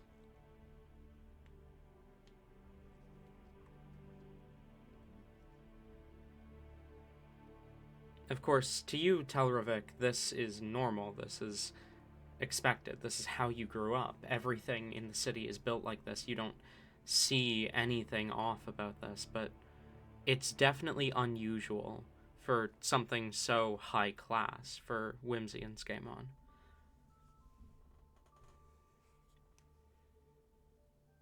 Whimsy looks more and more concerned by the second as we go through this. she just leans over to Telly. Okay, wait. Like, you're serious. Like, you're actually a prince. This is like your little, like, this is a palace? Yes, this is the one and only. Oh my. We've been at war, so things aren't currently looking the best, but it's home. My gosh. She gives like a genuinely empathetic looking like look to this guy. This could pass as a ring of hell. What? This is disgusting. Oh my goodness. You poor thing. No offense, but this is awful. It's a very It militaristic might not be society. what It makes sense. it might not be what you're necessarily used to. I'm sorry. I understand that you are also a princess. But I believe that might be one of our main key differences. You come from a place of whimsy and magic, and your people probably aren't at war currently. We've been at war for longer than I've been alive, and so we've had to focus our direction to a much more militaristic approach to things. But I assure you, it's certainly comfortable if you just let yourself get used to a couple things.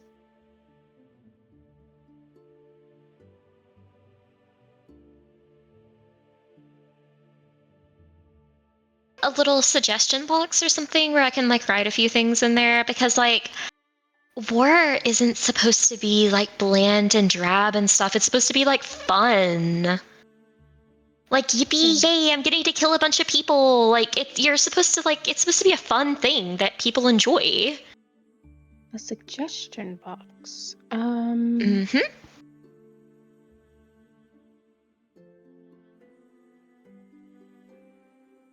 Well, I don't think we have one of those necessarily around here, but if you have any suggestions, you can always let me know. I can take note of them and see if we can do anything to make you maybe feel a bit more comfortable. Okay, well, there needs to be a lot more color around here. I also don't see any air conditioning units, and those need to be posted like about every 5 feet at least, to make that even livable for like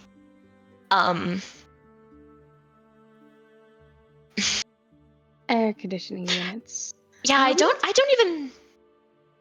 We don't have those available, but we do have the rings. For our guests, we do give those out.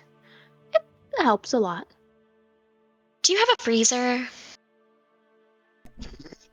You do not know what a freezer is. Imagine not. It's up to you what he would think it means. Honestly, I imagine freezer is like probably something that, okay. Okay, no, we got this. Freezer. We don't really keep those around. After all, as I said, the rings help well enough with helping to keep those who are not quite used to the heat at a more cooler temperature. So is all of your food just like super fresh? Most I of the food that can be hunted or I guess grown is technically the word I want to use. Cultivated. Most of the food that can be cultivated here is you don't have to worry about keeping it like frozen because the temperature here is so high that no parasites or anything really live in the meat or vegetables or anything. So, although it does, still go bad eventually, it doesn't go bad as quickly. We do have fairly fresh food, yes. Anything that we keep in stores or anything that's um there are measures taken to ensure that they stay viable for as long as possible. Hmm.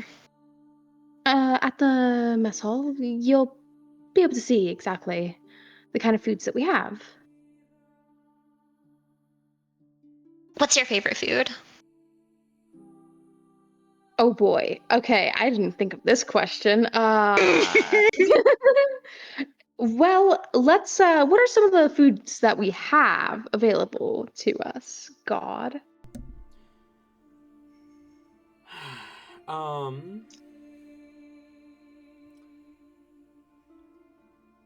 There are I mean, one of the most common foods, the most easily accessible, is the fruits from the fire fruit tree.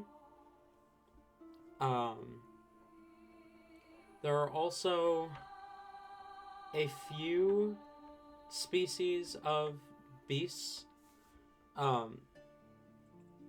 There that live in the kind of magma plains.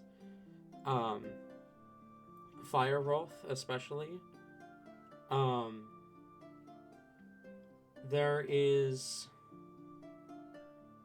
There are a lot of nutrients in the kind of crust of the plain as well. So a lot of rocks get kind of ground into various seasonings or treats.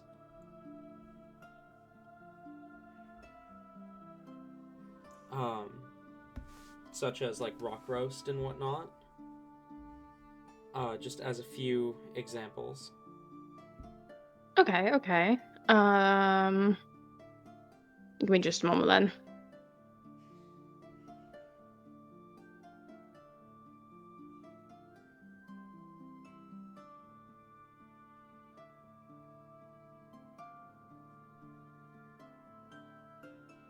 Well, there's a small little variety of them, but there's definitely various different kinds of seasoned beasts. Rock roast is a all right one. I don't really think I have a particular preference towards any food. Perhaps you can try a couple things and figure out what you like. I mean, yeah, like, you don't have a favorite food? I haven't really ever taken to having a favorite food. Food is just where we get nutrients and everything. It's not something I've taken consideration of what I would prefer, aside from maybe something that is better for you, higher nutrients. I do have other favorite things though. Like I'm not completely devoid of having stuff like that. Magic. I prefer magic for my favorite way of fighting. Oh, it's probably fire magic though, isn't it? How'd you tell? And they will, produce a small flame in their hand before making it go out. What gave it away? Wow, so surprising. It's charming. It's charming. That's the word I was looking for. Okay, well, there are some cultural differences. I mean, I've read, of course, that the, fire elemental culture is a little different. No matter. Food's food. Like, I basically can eat anything. Just not spicy stuff. Not spicy stuff. Not spicy stuff. Do you have like a little zoo quarter? Zoo quarter. Mhm. Do we know what a zoo is? Probably not. Okay. Or, you know what? No. You do know what a zoo is. You absolutely know what a zoo is. You cringe at the mention of it. Because they're incredibly inhumane places where the plane of Earth contain their local wildlife into like small little boxes for people to look at. I mean, you've never seen one, but you've heard everyone talking about how terrible these things are. They contain the animals in like little tiny boxes that are like too small for them to even fit, so that people can look and gawk at the animals. The fucking monsters in the plane of Earth. How dare they? And how dare she even suggest that you guys would have such a thing here? You're civilized. Come on. Oh goodness, no! We would never have something like a zoo here. That's we. Our wildlife is free to roam as they please. We would never desire to cage them like animals. I mean, zoo isn't necessarily like caged. Like, you can have like, I mean, we do have wildlife, if that's what you were asking. But we would never set up a zoo. Oh.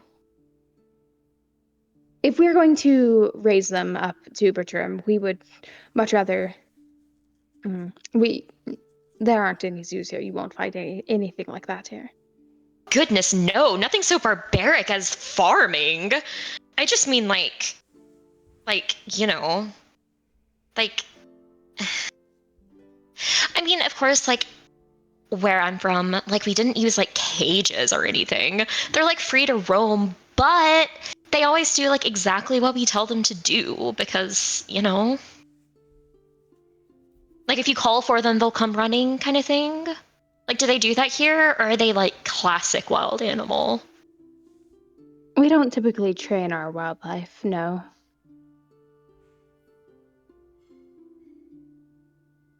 Well, do you have any fire snakes nearby? I've always wanted to like see one. Fire snakes? Mm-hmm. Maybe.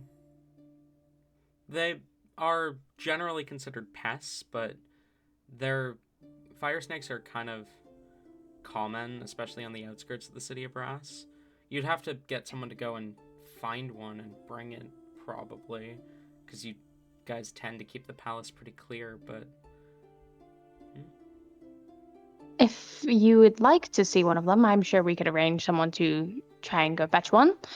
I'm certain that's something we can do. Yeah. I will inform a guard Perfect. to get right on that. We can't keep it in the palace, though. That's... Afterwards, we'll probably, get rid of it. Because, we don't keep pests around.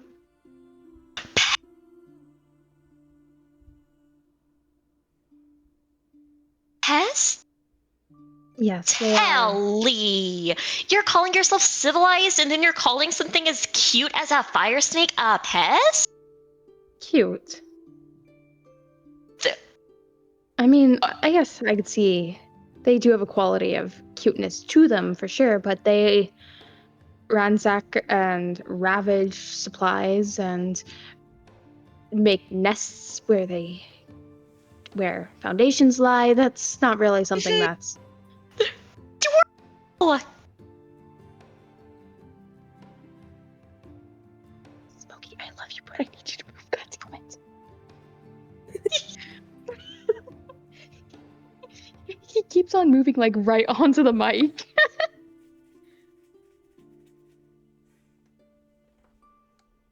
Yes, they are unfortunately considered pests here. I'm sorry if that insults you.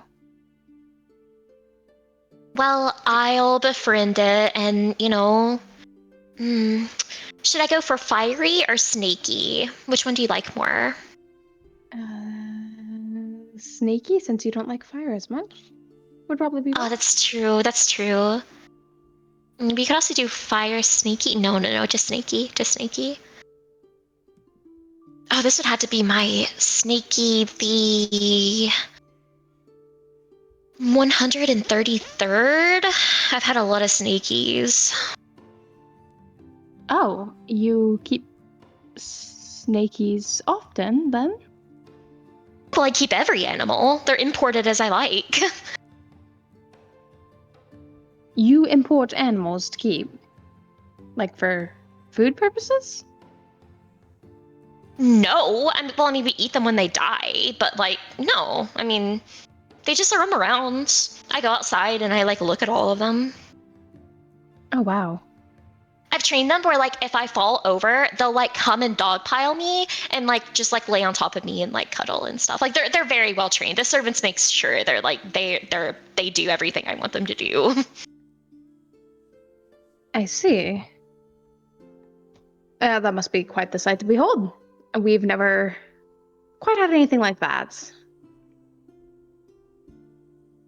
Wait, do you have internet here? Yes, you do. Whimsy, we're civilized people. Of course we have the internet. Well, you can be civilized without internet. It's not like people were uncivilized before internet was created. So you've seen pictures of better places, right? Better places. Yeah, places that aren't here. I mean, I've seen... You can find pictures of other planes often, not just online on the internet, but also in books. And yes, there's even paintings, tapestries. You can find them everywhere. Why do you ask? Okay, I just had to make sure. Well, obviously, I'd seen pictures and stuff like that in books and stuff, but it's different with camera pictures. Those are just different.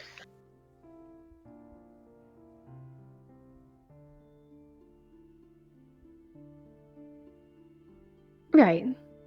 Have you how ever about felt you? snow before? No, I have not felt snow before, not really. Well, we don't really have... Usually snow melts before it would make contact with me, actually. Given... And his flames will just burn a little bit brighter for a brief moment. Circumstances. I don't really feel it, no. Okay, well, when we get to my room, I'll so totally summon stuff for you, and then I guess you can just make yourself not hot or something.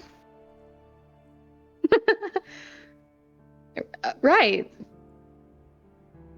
Speaking of Oh, which, or maybe I could like freeze you over first.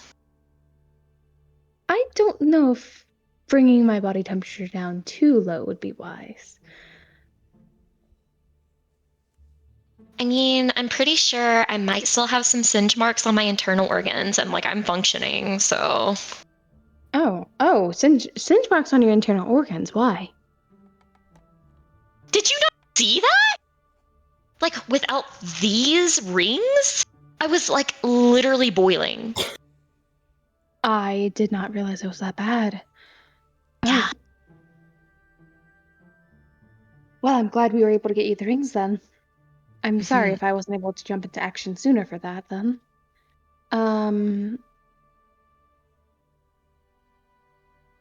Once they arrive at the mess hall, Telravik will turn to a guard and ask for them to ensure that a couple of rooms are available next to each other and cleared out for the guests.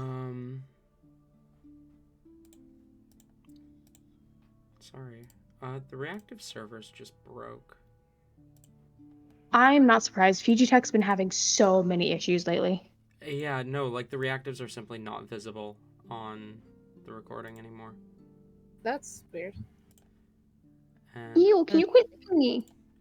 Anyway, we'll keep playing even though it's not functioning. You arrive to the mess hall, and you. Sorry, can you repeat the thing you said? Because you were saying that right as I noticed that the reactives had broken. Yes. Telravik will ask guard to ensure that a couple of rooms are cleared out and available for both Skemon and Whimsy next to each other. The guard will nod and says, "Yes, Your Highness," giving you the same salute, and then will walk off.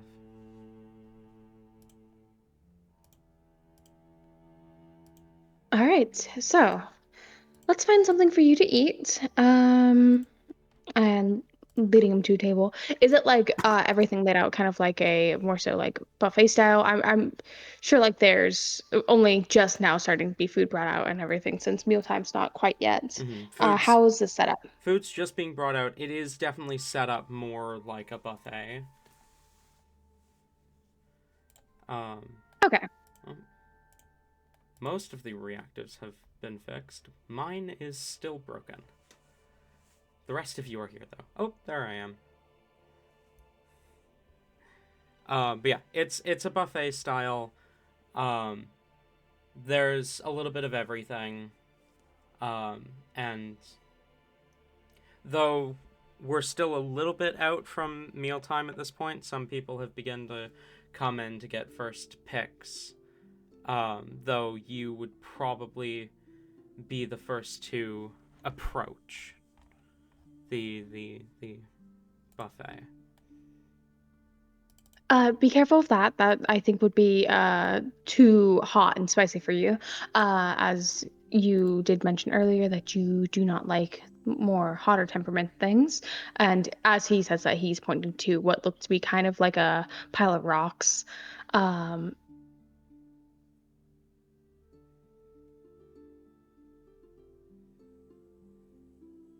If you see anything that you recognize or anything you want to try, go ahead and just get some.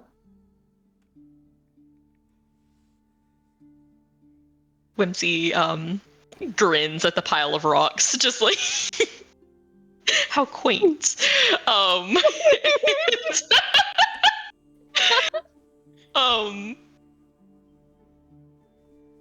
She will. She'll still pick out some and put it on her plate, and then just precipitate it to taste like goat cheese. Fair enough. And then basically she's pretty much piling up as much different things as she can, as she normally does when she visits somewhere.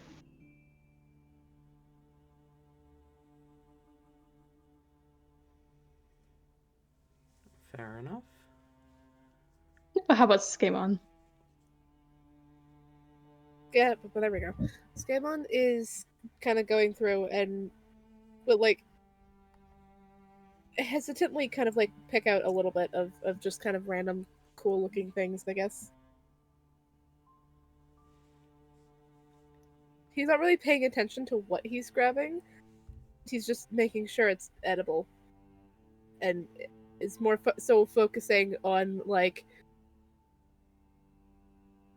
how many people there are in here and how easy it would be to disappear if he tried to run.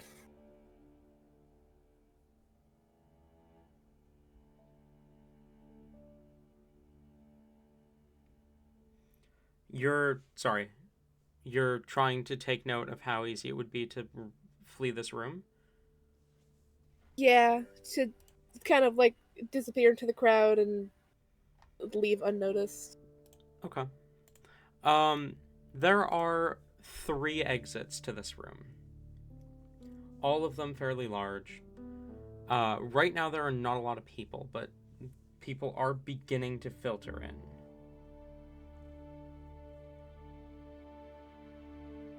He's not gonna do anything today. But he's gonna keep note of everything.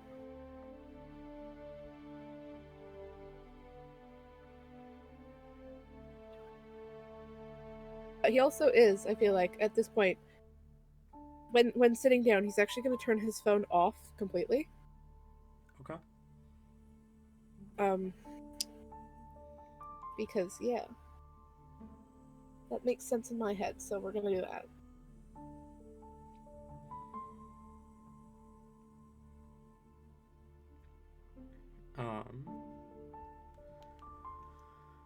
Fair enough.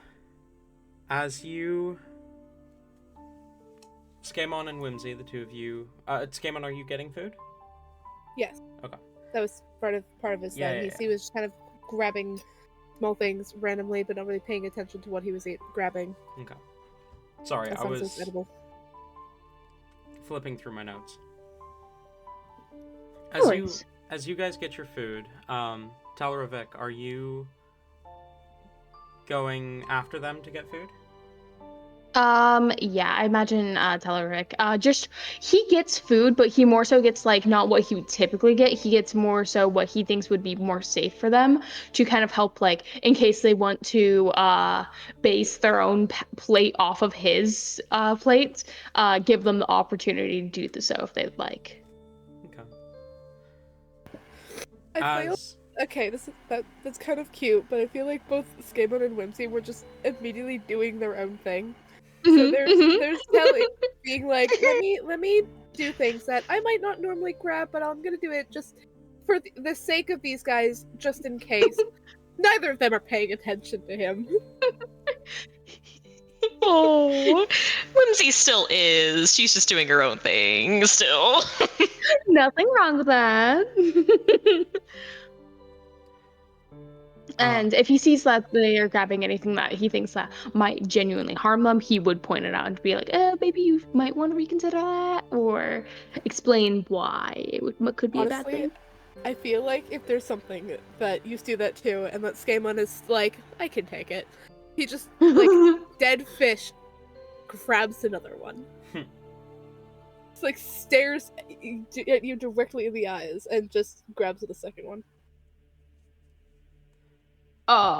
If the first time that happens, he would be silent about anything else. The first time it happens is probably one of the spiciest options that you guys have here. Something that even you may try to avoid. Something that isn't for the faint of heart. But Skamon takes it and just stares you dead in the eyes as he takes a second one after your warning. I did say if he thinks he can take it. Mm-hmm. He probably still would with that, specifically.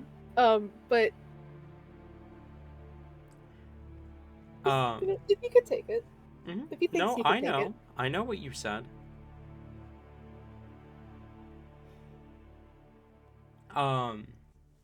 As you approach, or as you begin to walk away from the buffet, there is a loud as fire kind of strikes the ground directly in front of you, Telravik. As a familiar voice kind of speaks up. Right. So, you and I have some problems, Princey. As a young man, a year younger than you, dressed in a kind of coat with the top 2 buttons undone, revealing some fairly defined muscles in the chest. He appears to be an elf, entirely elven, but fire kind of crackles around the leather glove that he wears on his right hand, with a finger currently pointed to where the fire struck, in front of Telravik. His short red hair seems to almost glow with fire magic, and his kind of black jeans are done up with a belt, a black leather belt. You recognize him, Telravik, as Jet Kalos. He's essentially, the best way that I can describe him is he's one of Falaron's cronies, but he's a significant threat himself. If you were to try and fight him, as Jet kind of steps forward towards you. Telravik will kind of push his plate away. Kalos, what do you want? What do I want? Well, you humiliated my friend. He humiliated himself. Did he now? Because that's not how I heard it. He seems to have no problem doing that all on his own.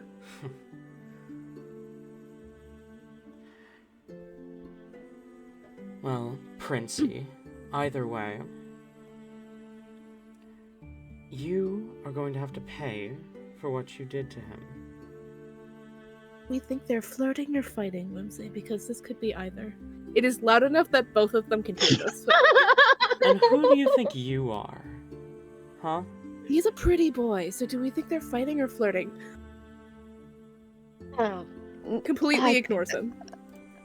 Hey, don't ignore me when I'm talking to you, commoner. Hey! To completely ignore him. I mean, like I said, he's a pretty boy. He's a bitchy boy, but he's a pretty boy. Like, They are under our watch right now. Leave them out of this. Oh.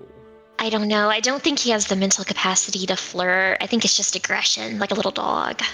honestly, yeah, I can see that too. Telravik snickers at that comment. Are we gonna have We're problems? Gonna middle school girl this. As he kind of turns his attention towards you two. He's kind of squeaky too. Like, I need a I deck think you're save right. for I both don't of you. think He's Oh, casting no. burning hands. He's casting burning hands. oh boy, that's fun.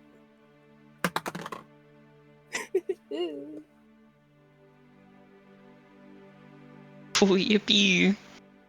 That's a 23.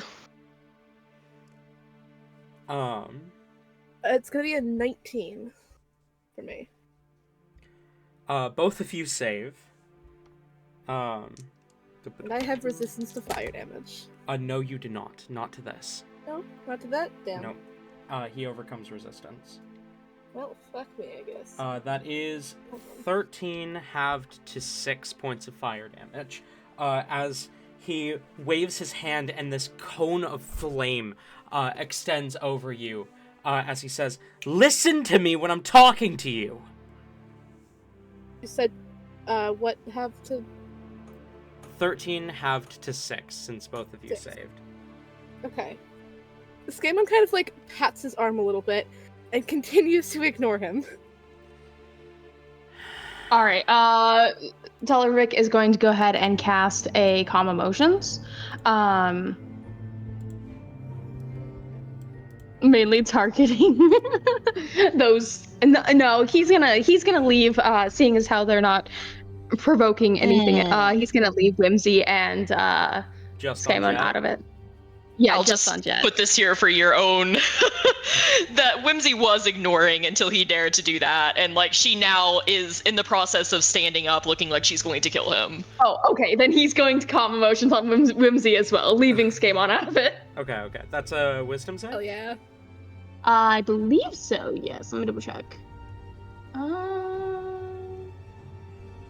Where do I find this spell? Hold on.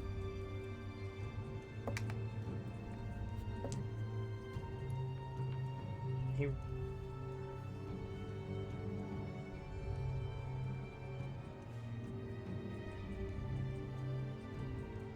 Yes, charisma save, actually. Charisma. Oh, he is good at that. That's an 18.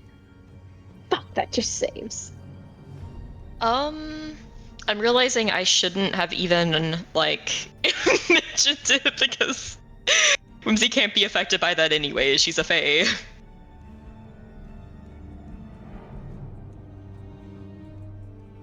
True. Calm Emotions Okay. does not have any effect on Whimsy. But I feel like both, just to add the fuel to the fire then, I feel like both of them know immediately what just happened. As Telravik will kind of stand up and put his hands up and just say, "That's enough, both of you. Let's calm down and we can talk this through." Oh, shut your mouth, Princey boy. For once, someone else has my attention. And the Queen has put them under my watch. Leave them alone and leave them out of this. I'm not Do not- going to melt their skin off. You're They'll not be- going to do anything to them. Lest you make a fool of yourself as well. Oh, please. Make a fool of myself? Whimsy's attacking. She can't handle this anymore. Like she. Try and block her for like a second. I need to have this guy dig his own grave just a little bit more. How are you trying to block Whimsy from attacking? Essentially grabbing her hands. I don't know about any of her spells, so I'm just trying to like grab her hands, just be like, Whimsy, hold on, just wait a second. Does that Trust work? me, just wait a second, please. I can't. No. No. Okay, fair enough. No, that's fair.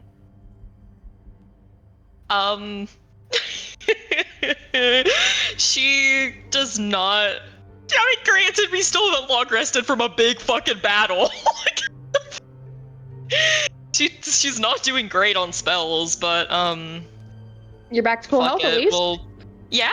Well, not anymore, but yeah, she's gonna go ahead and do a coldmatic orb on the guy. And honestly, just because, like, why the fuck not? She's gonna try to freeze him. Let me Yeah, see if fair I enough. hit. Roll to hit. Area of effect thing, or is that a 22. One person. 22 hits. Roll damage.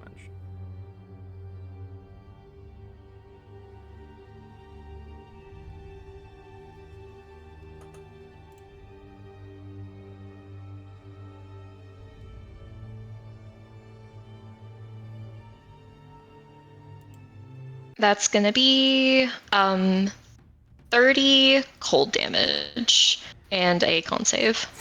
Con save. Ooh. That sucks. That's a 12. Yeah, he is frozen and paralyzed. As you hurl the coldmatic orb at him, whoosh, it strikes into him. You see he kind of begins to snarl before the ice kind of reaches out and encases quite a bit of his body, freezing him in place as he stares at you, anger in his eyes. Is there anything Skamon or Telravik would like to do before Whimsy gets to act again? Game sighs and moves to a different area of this table just so that he can watch, but he's not going to get caught directly in the crossfire. Yes. Telravik is going to stand up, using the table to kind of give himself that boost in height, and he is going to cast command on both Whimsy and Jet, and he's going to just using as much of a commanding voice as he can muster at the time. He's going to say, "Stop." Okay. Wisdom save from Whimsy. Okay. And... Before you were doing this, just to kind of paint the picture, she raises up like both of her hands like up to her ears and like cups them, just kind of like tilts her head to the side. Oh, what was that? Say that again. I didn't catch that. For wisdom, let me roll that. Oh, that's a soft 20.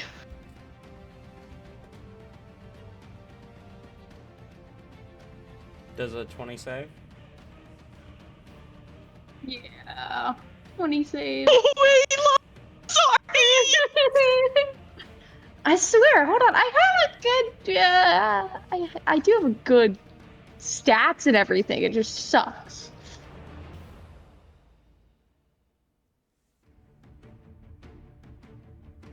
It's okay.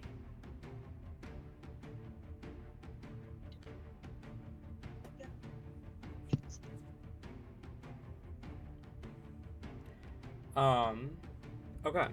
You cast command, as you give the command to stop. Jet is frozen, but if he wasn't, he would stop, as the magic takes hold. But Whimsy, you are pissed. What do you do? Wait, who was that to? Whimsy. Okay, go ahead.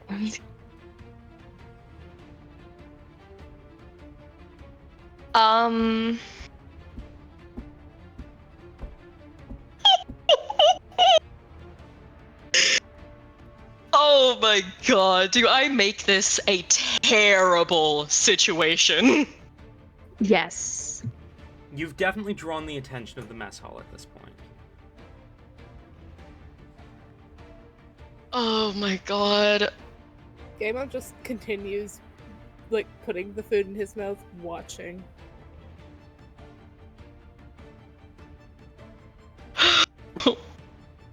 I'm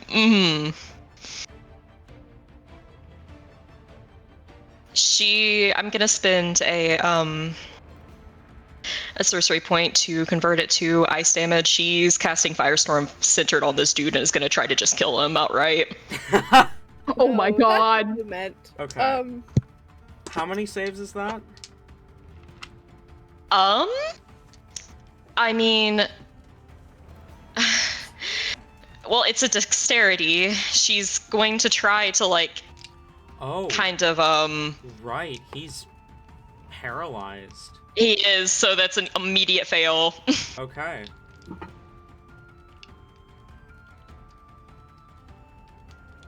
What level spell is this? 7th. Jesus Christ. Okay.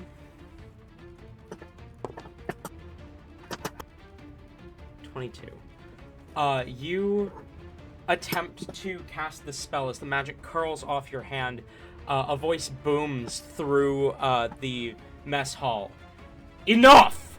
And you are counterspelled. Do I keep my spell slot? Unfortunately, no.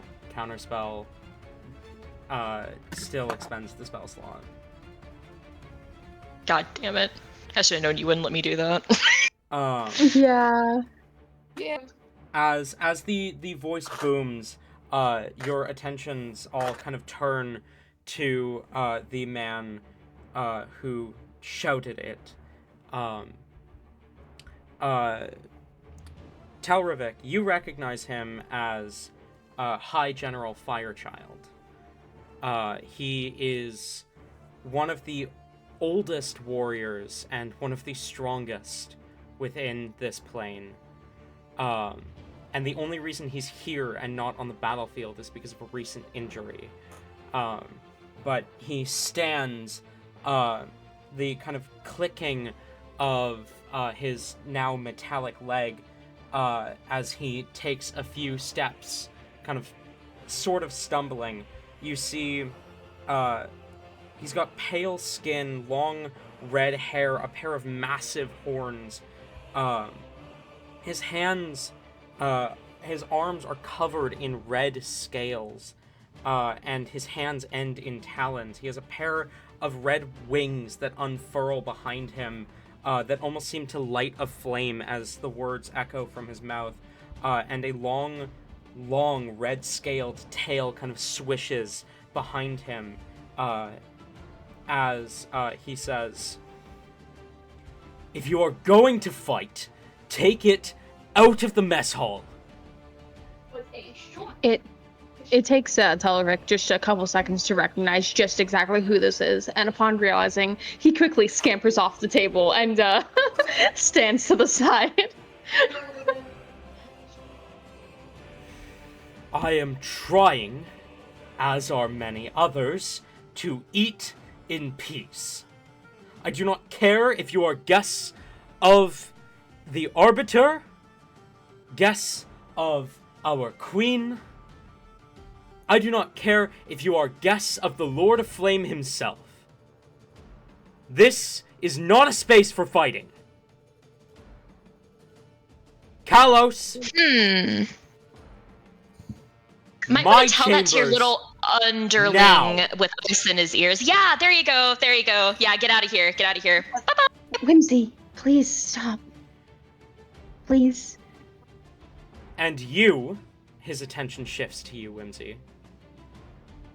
Do not think you are getting out of this scot-free. Just because you are not... I was attacked, and I was defending myself. Just because you are not part of this military does not mean you do not ascribe to its rules while in our hall. Sorry, I don't really know the rules. Is it if someone tries to attack you, you just let them do whatever they want to you? Is that the rule? We have a strict policy on solving conflicts through violence in designated areas only. Regardless of who you are. Regardless of how it starts. You are not permitted to fight in the mess hall! I'll escort them to bedrooms. I'll escort them to the chambers and go over what the rules are. Okay, yeah, because I'm like really confused about that. Because like if someone attacks you first, you're just supposed to be like, oh, I can't attack them, so I'm just gonna let them kill me now. Is that what we do? Whimsy, we can go over everything in private. Yeah, you're right. Let me finish my food real quick. No. You have broken the rules. You will suffer the same punishments as anyone else. That means no meals for 3 days.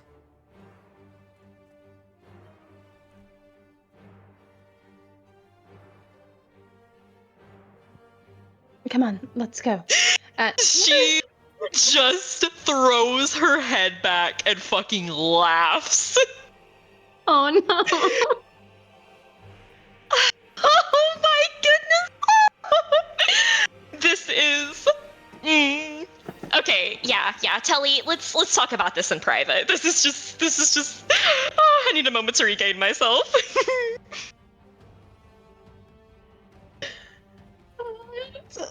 Telravik will just kind of like gesture for Whimsy and Skabon to follow him quickly.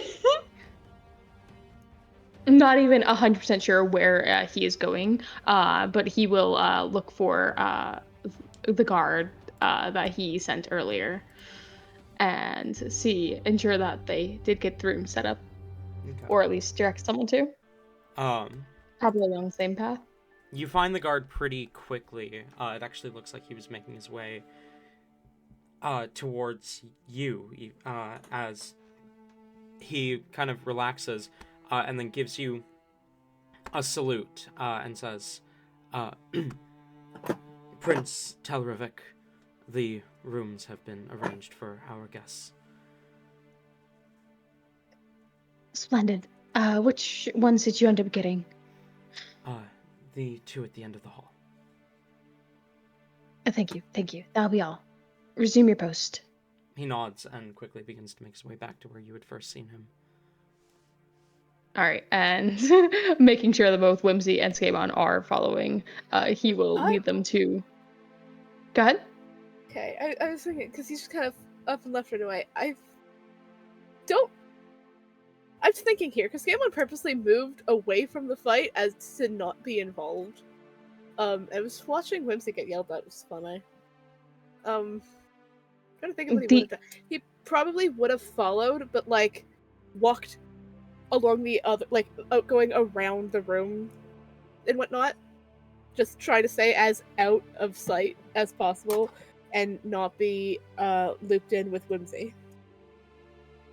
Rick will understand that and probably notice this and let that happen. Yeah. He doesn't want to get in trouble, so he does make sure that Telly notices him. And it's just kind of like waves and like points to the door as he loops the long way around. And will probably be there like after you, so he'll just kind of follow behind you after that.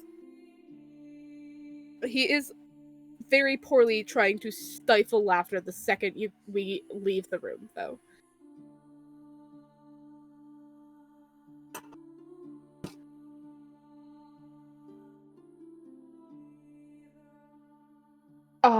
Leading them to the room in mostly a silent affair, at least from Telravik, as he waits until they get to the room, opening the door and letting them in.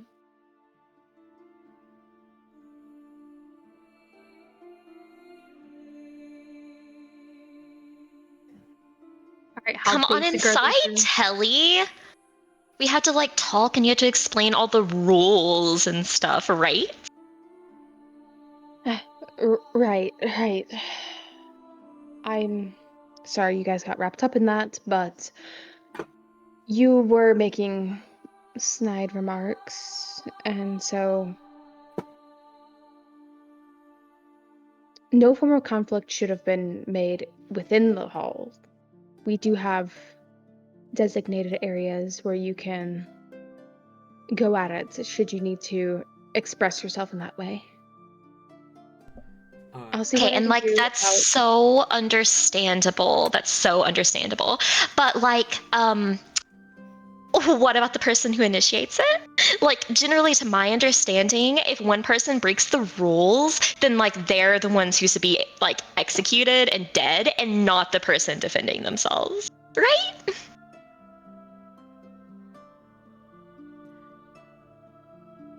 That is true, right? God? I mean, not executed, not for something this small. Oh, no, not execute. But Kalos's punishment should be more severe than Whimsy's. Okay. Because although Whimsy engaged in the conflict, Kalos was the one who started it. And it's a pretty cut and dry thing, because High General Koyeon was literally watching that happen. Okay. Oh, you motherfucker. But not only is it that there are areas set aside for physical conflicts, that is how you are expected to handle most personal conflict, is through violence. That is how you are taught to handle them. However, if you kill a fellow soldier, regardless of the context, there is severe punishment, which could lead to exile or, depending on the scenario, potentially even execution, though that is rare and almost unheard of.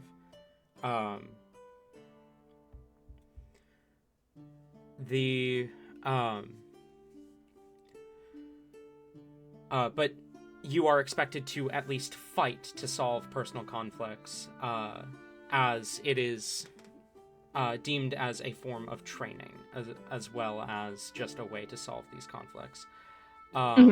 This is not just something within the palace and the military, but it is a general cultural phenomenon within the elemental plane of fire, is that conflicts are solved through violence. Okay. You don't need to worry about...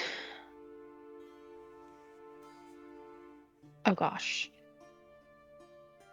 Kalos. You don't need to worry about Kalos. He is definitely getting a much more severe punishment than you. But you did also interfere and incite conflict, so that is why things went down the way they did. In the future, if something like that does happen, I would suggest moving it to one of the designated training halls or areas where you can fight it out. Just don't kill anyone is the main thing. If you need to fight, that is fine. And expected even, but again, don't kill anyone, or probably best not seriously maim anyone or anything like that, really.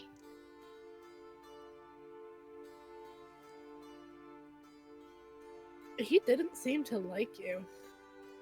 It's a common thing around here. What, you just let Yeah. him disrespect you? I don't let them disrespect me. But I mean, No. there is must also have. nothing that you can do to stop them from talking down to you that way, because the way the hierarchy works is that you are meant to. Yes, your father is the arbiter, but if you cannot prove yourself to be stronger than them, they do not need to respect you. There is no authority without strength. But on top of that as well, they were welcomed into the home by the master of the house, who has not been officially decreed dead yet, meaning your father is the only person who can forcibly remove them from the premise of the palace. And he is not here. I say once again, Odysseus.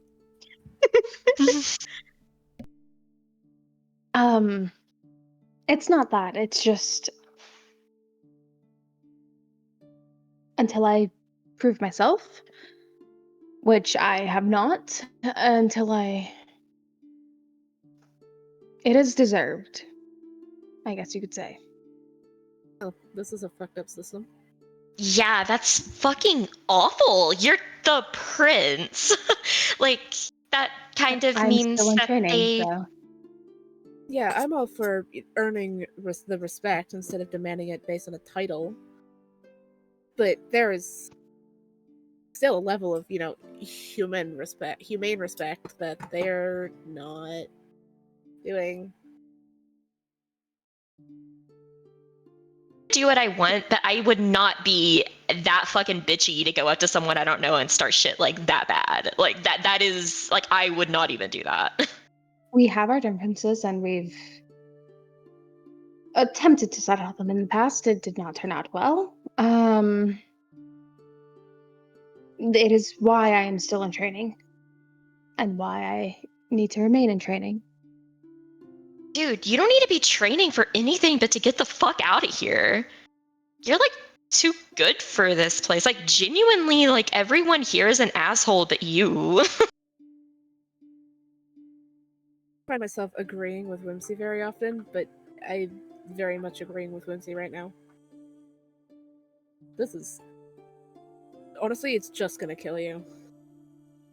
Like, your mom knows about this, right? Like, she's the queen. She's not, like, helping you or being like, hey, guys, don't, like, does help. literally bully and attack my son. No, she does help me very much, in fact. She's the one who's helped set me up with a lot of the training that I've been undergoing to ensure that I'm able to protect myself better. And one day, need people. How's that going for you? It is advised that I spend more time training. Mhm.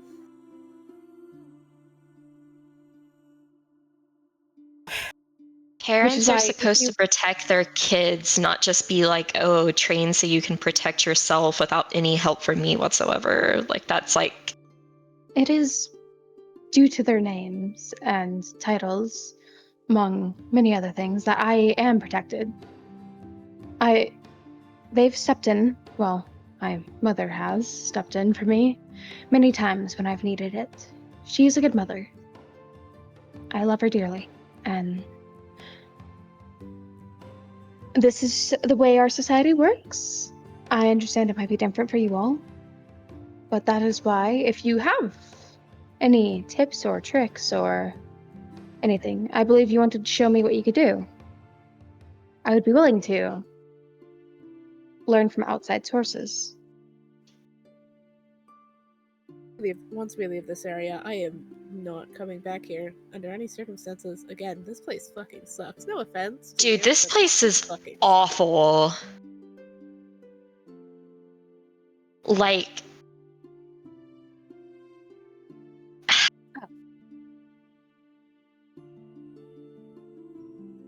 I mean, we don't get very many tourists. I probably imagine that is why.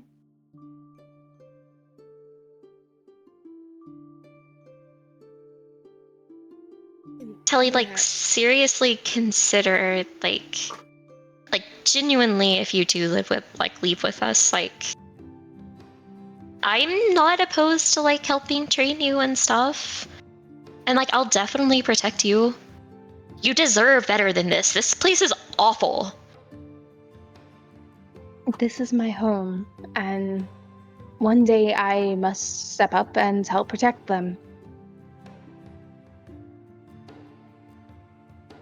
It is what I was born to do. it doesn't kill you before then. The way it seems to be going, If it kills me, then I was too weak to be born into this world. there are many different kinds of strength. Not all of them And are in power. my strengths lie more so in the magical means. That is the area I hone, but I also need to ensure that But it's still I the hone fighting. other areas. It is fighting, yes, but not all of it is fighting. Yeah, but if you cannot fight to protect yourself, you're just deemed weak. And There that are is how we different work, yes. forms of strength other than just how easily you can fight someone. That's a really What stupid way to base your society off of. what other forms of strength have you seen out there in your travels? Many different versions of, honestly, compassion, for one. This one doesn't know much about that, but it goes a long way if people actually like you as a person rather than are afraid of you. If they're afraid of you and they don't like you, they're not going to help you when you need it. If they see a chance of someone else getting rid of you, they're going to let it happen. I don't mean to interrupt. There's one thing super important that I forgot to mention with the description of High General Firechild. Whimsy, you are the only person who sees this. Right at his forehead, almost looks like, you know when you're watching a 3D movie and it looks like it's jumping out at you? Mm-hmm. On his forehead, there's a symbol that almost looks like it's jumping out at you, similar to a 3D movie, and it kind of confuses your brain, but you interpret it as a sword and a drop of blood. Conflict.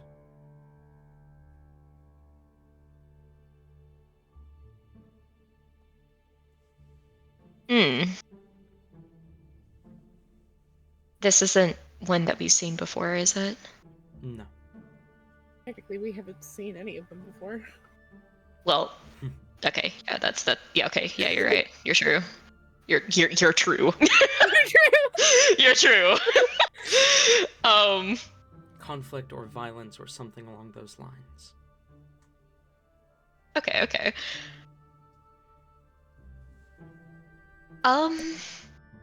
That is information that she was gonna give the whole rant to Skymon whenever they're alone anyway, so she's gonna tuck that in there for later.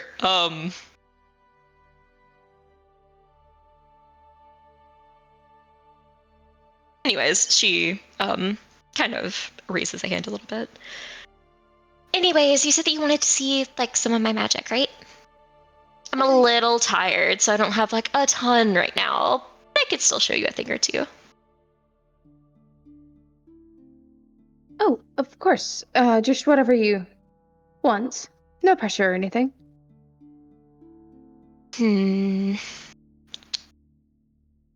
Well,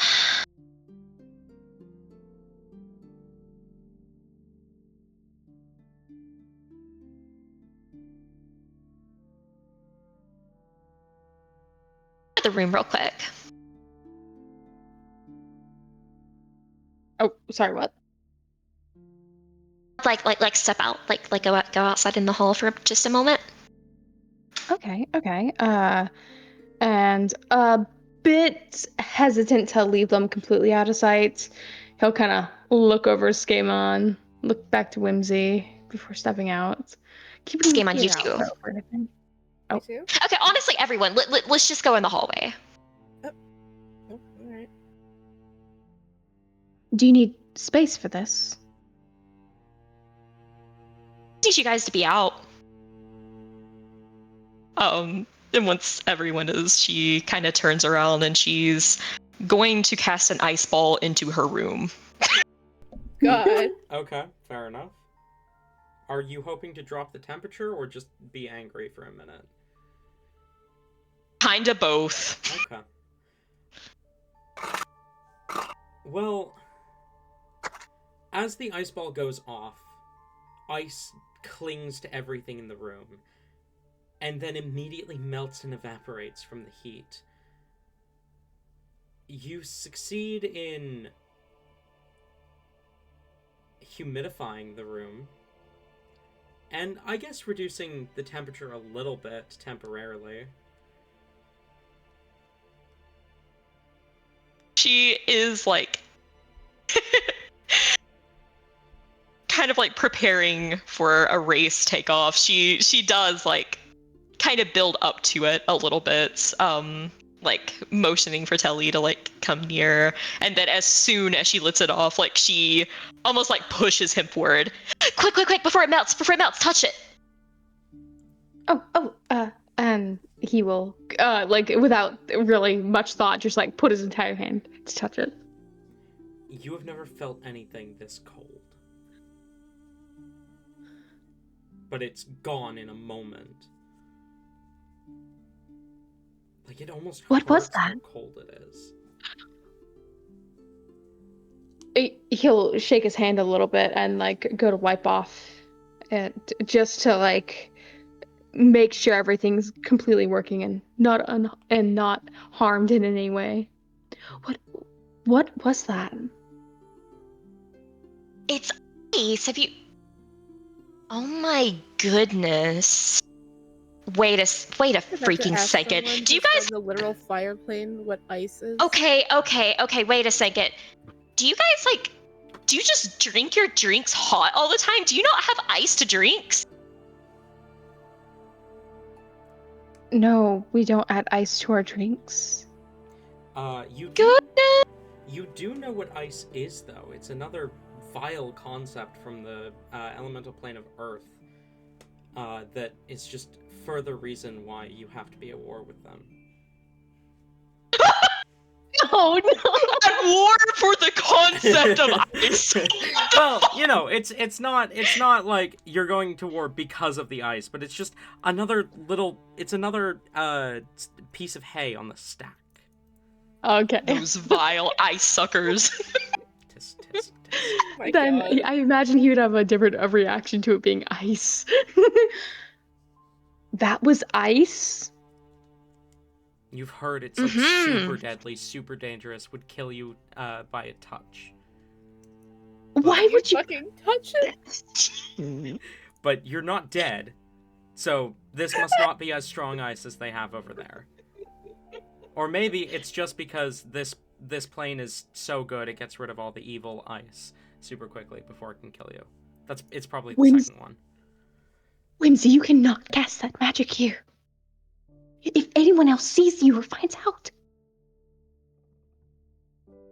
Why? I mean, I kind of already did. I- Did you not see me like launch that big ball of ice at that guy? Did the ball of ice even begin to form?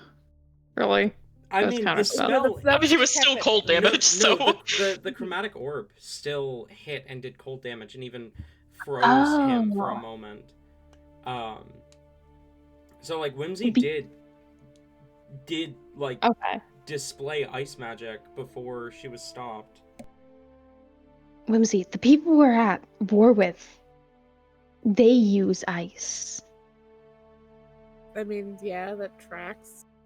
It's another form of element that happens to exist when water gets cold. Is that a bad thing? We don't use ice here. I imagine it wouldn't be able to form here. It's a little too hot. Which is good. It's what's protected us for so long. Are you Are you what, okay? are you afraid of ice? Ice can kill you. I mean, yeah, It if you Yeah, freezes fire you. can too. I mean, fire's not gonna kill you as easily as ice, though. It wraps you up and freezes you. It just like you suffocate from it. It puts out your fire. You suffocate from smoke inhalation too. And honestly, I mean, fire I guess you melts guys. ice. I guess you guys would be vulnerable to fire more than. Wait, do you guys have an ice resistance then? I mean, No. I'm not really bothered by it. I am slightly when it gets too cold, but that's just because the temperature drops. I don't really like this now. It's too hot here. Too hot here, it's too cold in the winter. Like, it's a temperature thing. Are you afraid of ice? Do you have a problem with that? What is... I mean, I'm confused. Ice is kind of a problem, yeah. I wouldn't say I'm afraid of it or anything. No. It's just, it's dangerous and... How? I mean, I guess, like, if you have someone, like, strong like me casting it, but, like, let me let you in on a little something. Like, you see how fast it melted? This isn't really my domain. Ice is technically not great here, which is another reason I went out of here, like, as soon as fucking possible. That makes sense, but it's... We'll see what we can do about getting you out.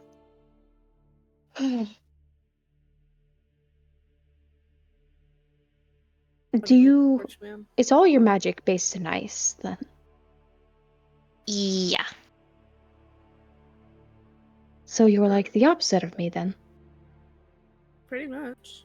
I did You say that know, earlier. really alike. We were both, like, trash. We're both royalty. We both don't have a dad. I have a dad.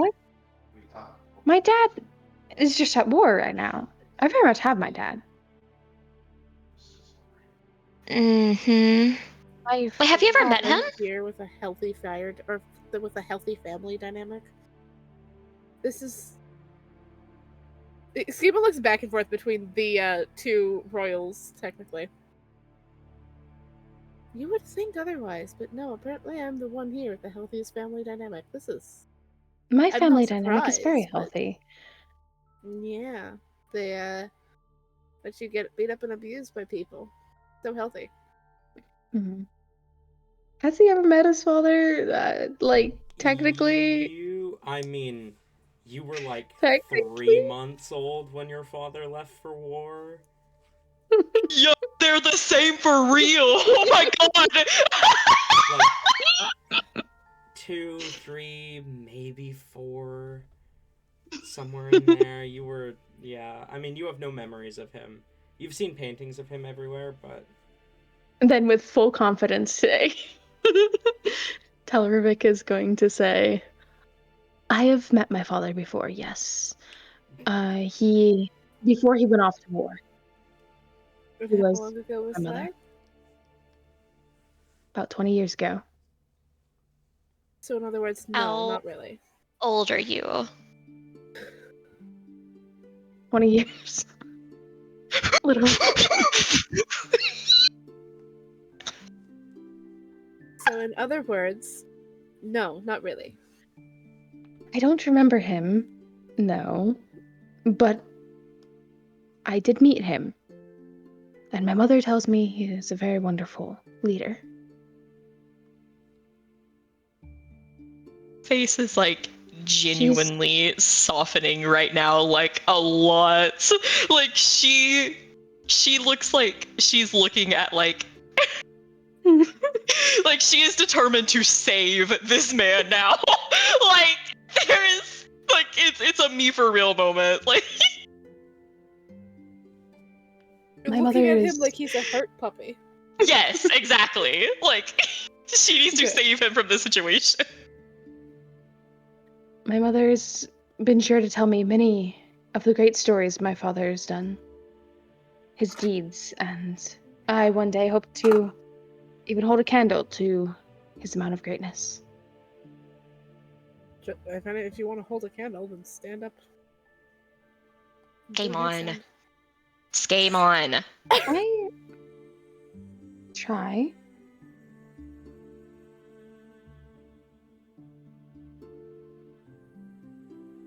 I didn't catch that, Ayla. What was that? I try to stand up for myself. I think I do a alright job of it. I just try not to incite too much conflict, especially in fights I know I cannot win at the moment.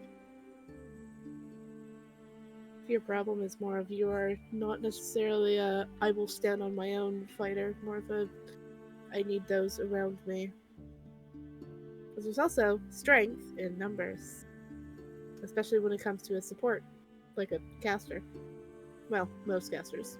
I mean, I have other spells as well, but some people do frown upon the fact that I am a caster and don't use more of our physical weapons because, well, they can see it as a sign of cowardice. The fact that I can stand away and take out the enemy instead of getting up close and dealing with my problems personally. It's a dumb way of looking at it. It really is. It really is. Like, I'm sorry. I've been trying to be like the, oh, let me get up close and personal, but honestly, I'm not built for being up close and personal with fighting. The only reason I've done that recently is to draw the attention off of you. Which I fight appreciate. better. Game on. I fight better at a distance. I shoot with my bow. I throw my swords. Like, it just makes more sense if you're from a distance. Then they have to run towards you. You can make them into a trap and drop them down a hole, then set them, well, in your case, on fire. In my case, I just drowned them. If I could. Okay. Listen, Telly. Do you want to make a deal? Say no. Say no. For your sake, say no. Listen to don't listen to Skamon. For your sake, say no, I promise you. What kind of deal are you thinking? Okay, so well, okay, let's go back and like we have to be fully in the room, door closed, like Whimsy is like closing the door, locking it behind her if it has a lock. Humidity in there now. I mean, the humidity is definitely higher than it was before, but the temperature is also still a bit cooler than it was before. Fair enough. Okay, cool.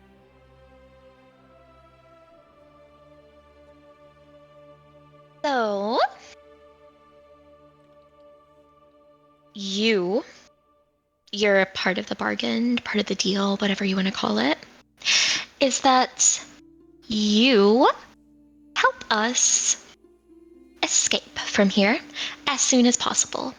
Because I'll be completely honest, I don't like this place. We do kind of have things that we need to do right now, and if I am here any longer, I will kill people. And just for your sake, I just don't want that to like come back and like people to be mad at you because of that or something. So you help us get out of here, and then my part, what I'm doing for you, is you have the great honor of coming with us. Listen. You want to find your dad, right? He could be out there, hurt, injured, waiting for help. You can go be the hero. You can prove yourself. You can find your dad. You can, she makes air quotations, reunite together. Prove yourself in the process. Also get out of this palace and explore.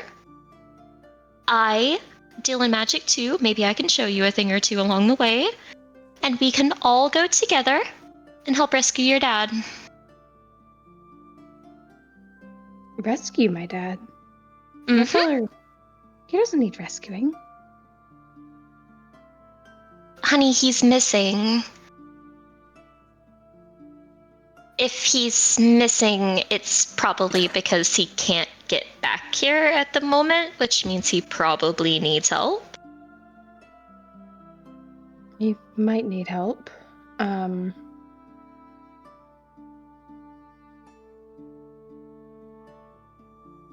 If it helps sweeten the deal, I and Skemon have personal experience in helping people locate their missing fathers. I help everyone but myself. I'm very selfless like that. Hold on. I need to. That was annoyingly high. Okay, never mind.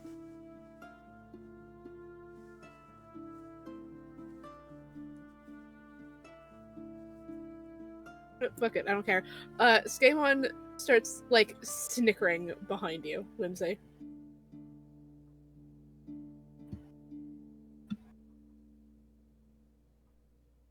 I will counter your deal with another one of my own. I will help you get out of here. But I cannot just up and leave my mother. Not right now, not with tensions being so high and dealing with everything as it is. If I were to leave, it would show a certain form of weakness. But if you were able to find my father and help him,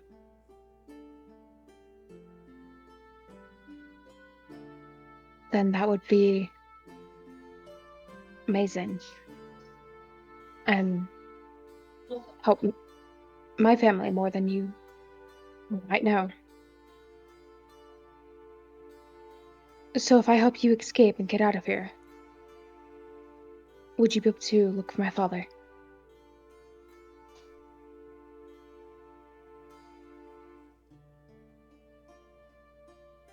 She kind of dramatically puts a finger up to her chin and tilts her head side to side, thinking. Telravik will kind of go put a hand on her gently. I won't force you to do anything, but it would help me a lot. It would mean a lot to me. Her face goes suspiciously paler than usual, even. You didn't really think it was possible, but it's somehow happening, as she blushes and kind of stumbles a little bit before clearing her throat, not moving away from the hand. Well, I was going to counter your counter deal. Of course, as most I negotiations usually do. Negotiations. I fucked up Are the y- word negotiations. Are you sure that I can't convince you to come with us? I mean, seriously, like, if your thing is that you, like, don't want to look weak and leaving with, like, show weakness or whatever, think about, like, is there any better way to prove yourself than, like, returning with your dad?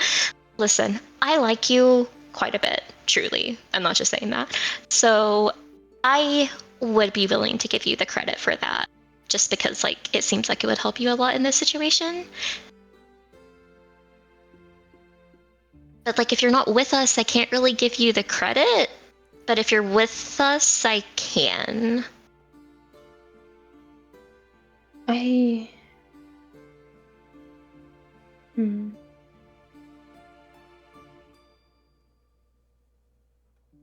This is where I call upon God now for this, because now I'm conflicted.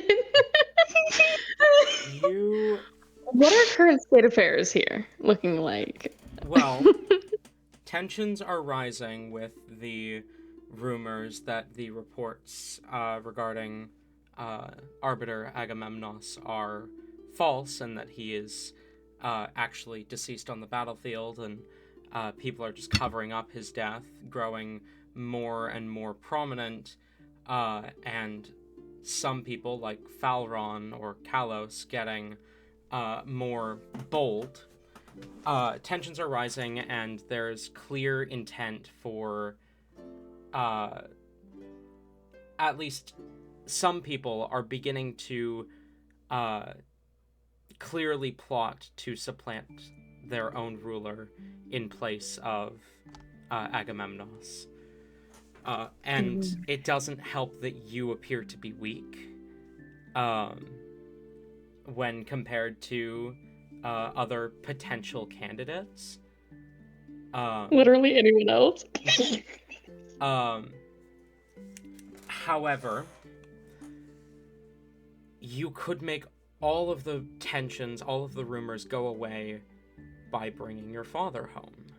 He is the strongest warrior out of everyone, and it's not like your mother is weak. She and your father were on very similar levels growing up, and the only reason that he eventually outclassed her was because he had been chosen by a minor fire deity, Agnosia.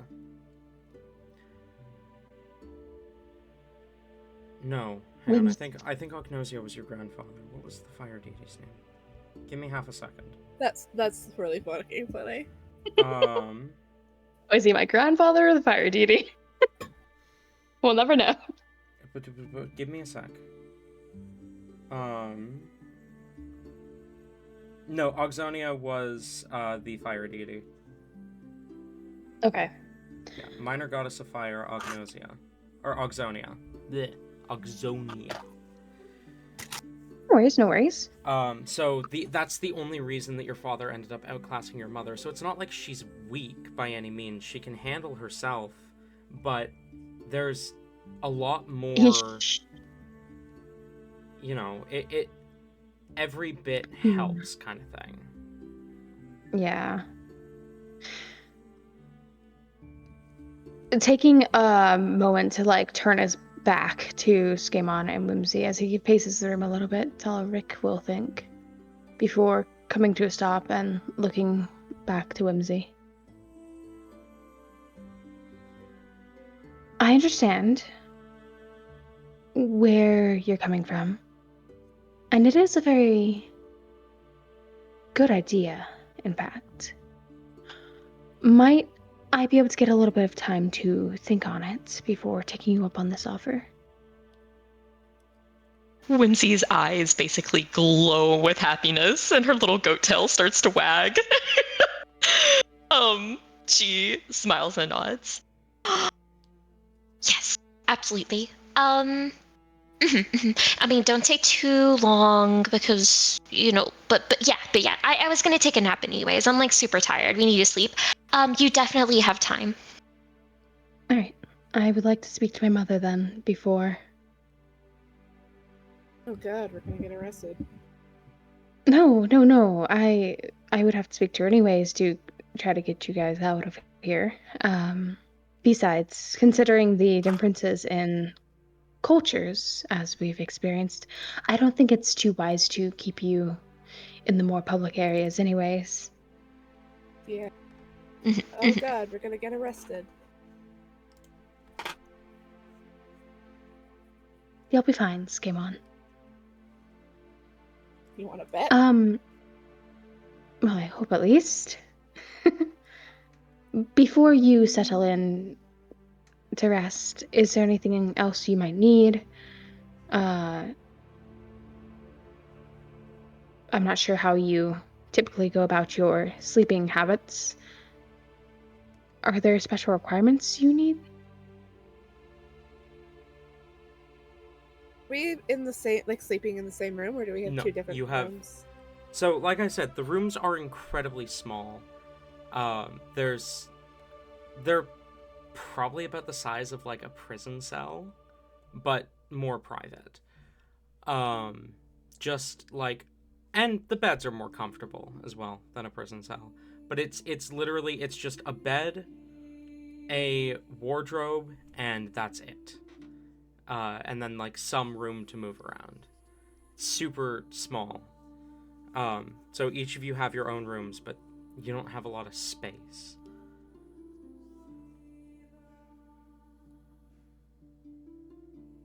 Gosh, can my mic work, please? How tall are they? The rooms? Yeah. Probably about 10 feet. Anywhere on the walls that Skaven could like make a web with rope. What? Rope web. So he can sleep in the air. Oh, no. Basically. No, the walls are solid brass panels. Alright, that's annoying. It's called Skaven the will City just of Brass shake his for a head. reason. Yeah, but I was hoping there'd be something interesting, or enough that I could, hang rope from it and then make a web and sleep up there. Just be on the fucking ceiling.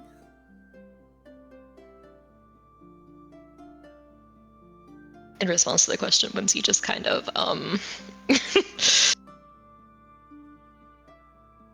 doesn't make any snide remark, just kind of shakes her head. This isn't my preferable sleeping quarters, but I shouldn't be here for long, so no, I'll make it. Thank you, Telly, sincerely, for being the only real spark of light in this place. If that makes sense. It does. I'm glad I was able to make you feel more welcome here.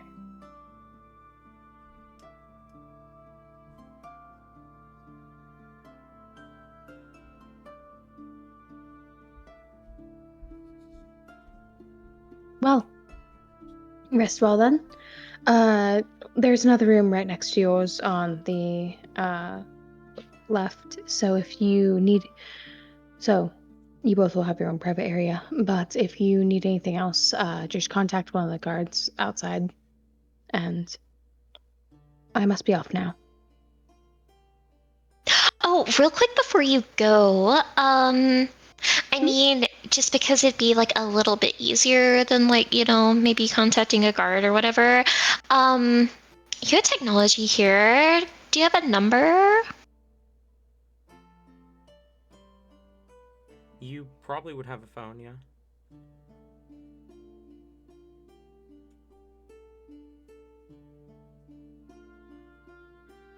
All right. Yeah, I do have a number. Here, let me. He will go to exchange a number. He doesn't have friends outside of, well, he doesn't have friends outside of the plane. So I love it. Would he even think about like the fact of like, phones from different planes, would the numbers connect? What do you think of that? So, I don't know if Telravik would know, but each plane has its own area code, essentially. And then, so there's kind of essentially two area codes. There's one for the plane and then one for different regions within the planes. So two people can technically have the same number, but the planar code will be different. It'll default to the planar code that your number is tied to if you don't put one in. So Whimsy's would be tied to the plane of water if she puts in a number without the planar code, but this would have all been explained to her by Prodatone when he bought her the phone.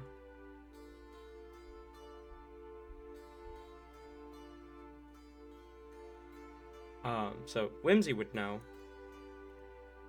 Telravik may know, may not know. It's up to you how much he cares about phones and how they work. I don't imagine he would care particularly about the phones, to be honest. Okay.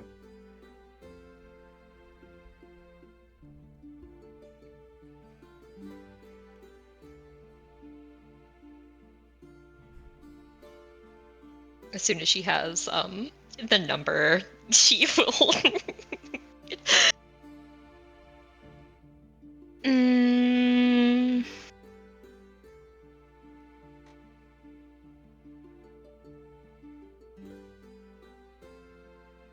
trying to think if there's anything cute that she would actually list his contact as, or if she would just do Telly.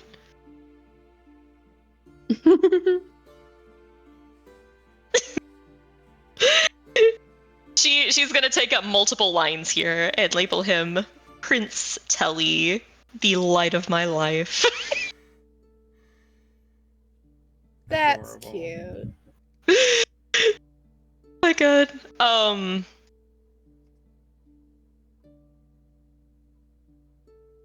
She's gonna crane over to see what he's putting her as. He would be putting Whimsy in the phone as a Princess Whimsy. Okay. She's gotta work further for that title. Got it. It's just. It is like very formal. Oh, whenever he brings up his contact list, is it like visibly empty? Yes. My god! It's got like very formal titles for everyone in there. Oh my god. I actually would imagine it's not super empty. It's just there's not a lot of recent messages. Because he'd probably have definitely his Important mother, people in there. and then most of the generals that he's met, he'd probably have the numbers for. So he'd have General Alois Adoria, he'd have General Koyeon Firechild, he'd probably have General Blazeheart, but she's not been answering his messages in the last 5 years. He might even have his father's number in there, but he has never been able to get a text through to his father. Oh, it's next level sad. Okay, so like when you're putting in contact information, usually like you see the contacts, but then like it will sometimes go to like messages and everything. So like, do you see like the messages part or just the contact part? Probably just the contact. So it would So look you like, go to like text Whimsy. yeah, until you open up your actual messages app. But seeing the full list of contacts, all of them would be just as formally inputted as Whimsy's. Like, I'd imagine even you probably have your mom in with her title as opposed to her name, Mhm. or even Yes. just mom. Like it's probably Not even mom. It's not mom, mother, or anything. Mhm. It is the queen. It would be her official full title would actually be Queen Consort High General Agneson.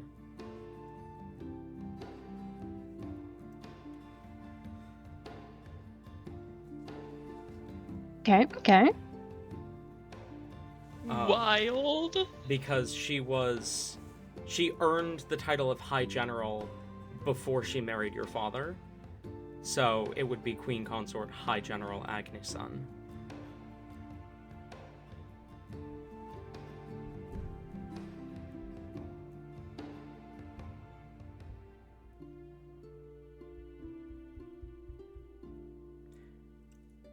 Whimsy's phone contacts are visibly devoid. You see one in there, and it is Skateboard.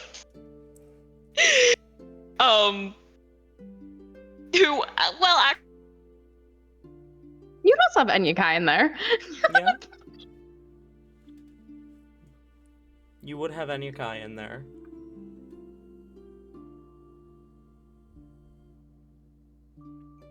Tori? Uh-oh, did Tori crash? I think Tori crashed. Oh no.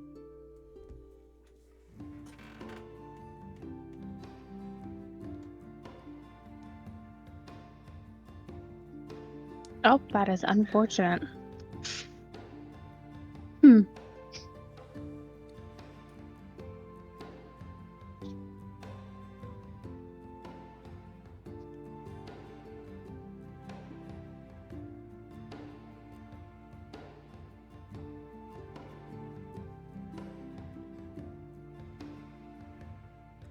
It was indeed that she crashed.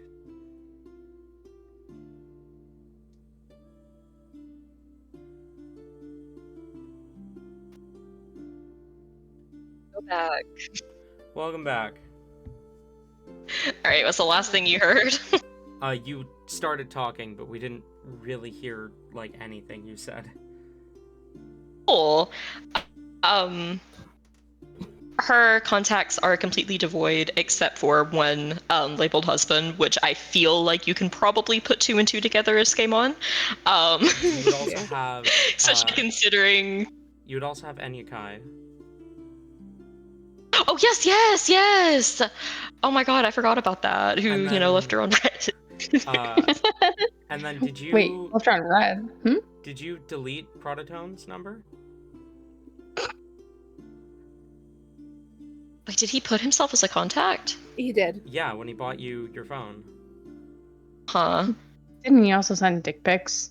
No, that was... Oh, that No, that Kirai was... the other guy. Through Skeimon. I knew it was. Wait, so does it show as a message from Skeimon with the dick pic? Yes, it does. It absolutely does. It was oh no, I'm trying to think if it was that or if it was more of like an airdrop. I think it was just so that's Oh, it went you're right, because it wasn't was a an message, airdrop.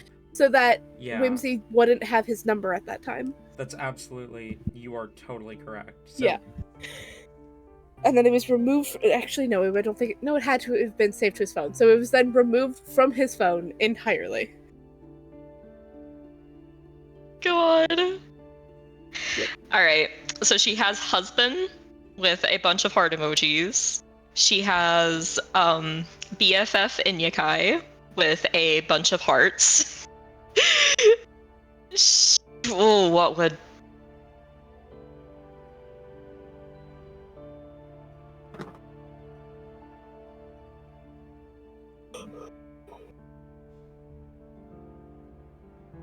Are you still there? Yeah. Okay. Try to think about what she would... I don't think she would have deleted it. We'll just go for a generic dead guy. Dead guy. That's what she has That part too. Monotone as. And then, yeah, so you see just those three. It doesn't look like Whimsy has many connections, but she'll add you in there. She definitely takes note of like how all of yours are just people in the thing. But she doesn't mention it. All right. Feel free to message me like whenever. It seems like you could maybe use just a relaxed, fun conversation. I'm down for almost any topic. So yeah. If you have, of course, and if you have any tips or tricks, training-wise, I'd be more than happy to hear them. It's more of like a thing where like I would show you in person. How about we just talk about like your favorite color or like your favorite activity that isn't training or like your dreams. Do you have dreams and ambitions? Yes, I drew well. That aren't training. That aren't training. Oh, please. Yes. No, I totally get that. I do want to. Okay, it might be a little silly. It might be a bit childish, but like I want people to like me for. I want to be like my father. I want to be able to do well in battle. I want to be a good king and, be able to stand up and, well, fight good.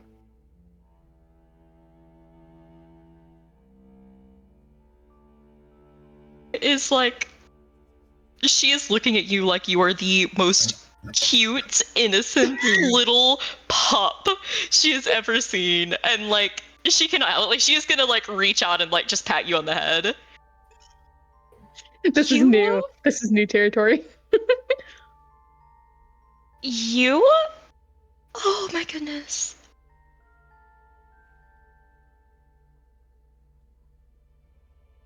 You're my friend, okay? Like you, like I just need you to know that like if no one else here likes you, like we're BFFs, like forever. Like I am like putting, okay, here we go. We're doing this right now.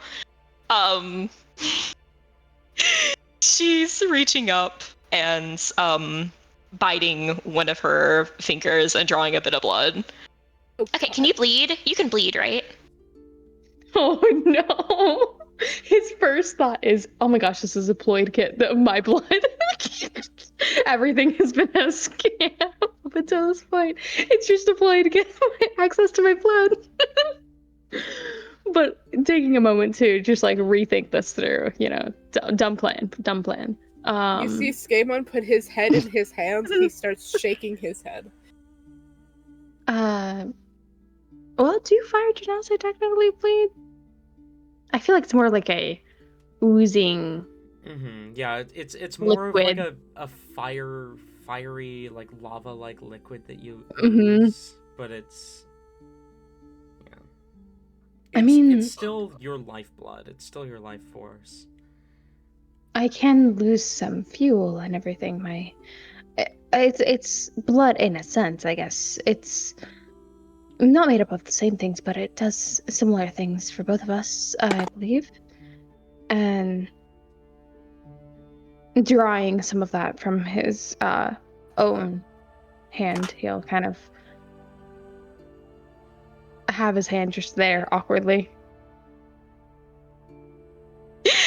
She leans in a little bit to like look at the lava blood. Oh, that's so cool.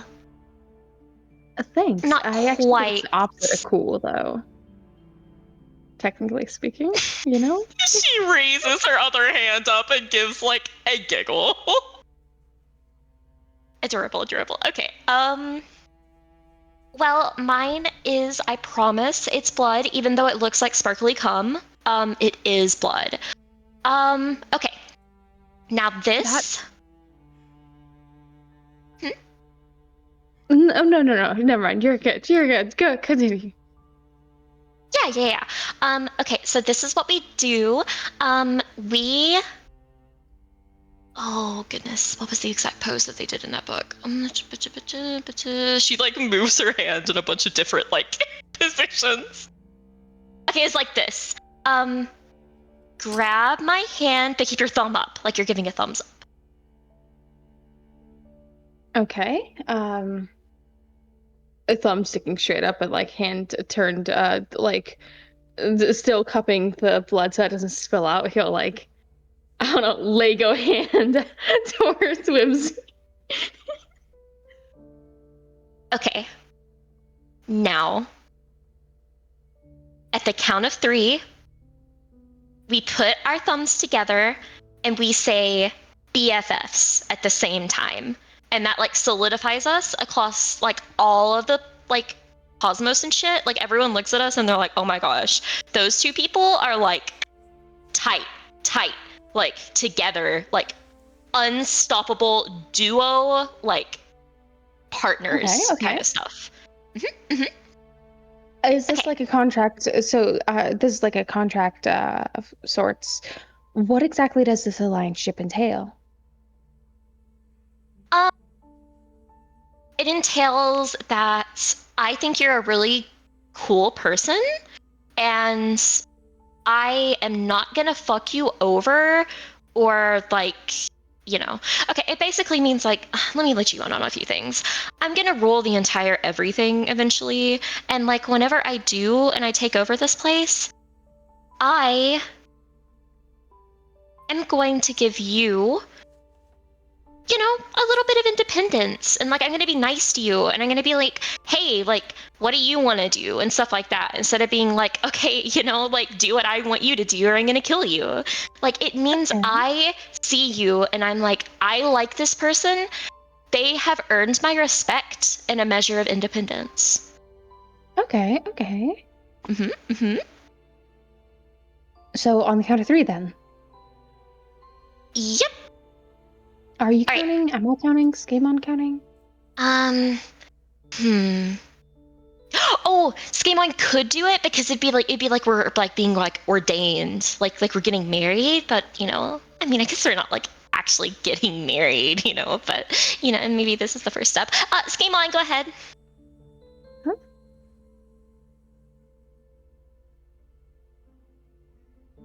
Like still like pinching the bridge of his nose. I was just looking at this, amused. Ordain us, Skemon. Oh boy. Cool. Sure. He'll look at both of you, or like he'll look at Telly in the eyes, and then he'll look at Whimsy in the eyes, and then go 1, 2, 3, very quickly. Not quite expecting that. Like, just noticing how quickly he's got like fairly decent reflexes, but like noticing just how quickly it's being counted. He like slams his thumb to Whimsy's BFFs. See, you feel like this must be something that she has practiced before, because even with the quick countdown, which she was kind of expecting that for this game on, it is in sync. She BFFs at the same time. Ooh. Good job. So, what's the next step? Is that it? Do we? I don't know what else. What other ritualistic? What's the next step for you?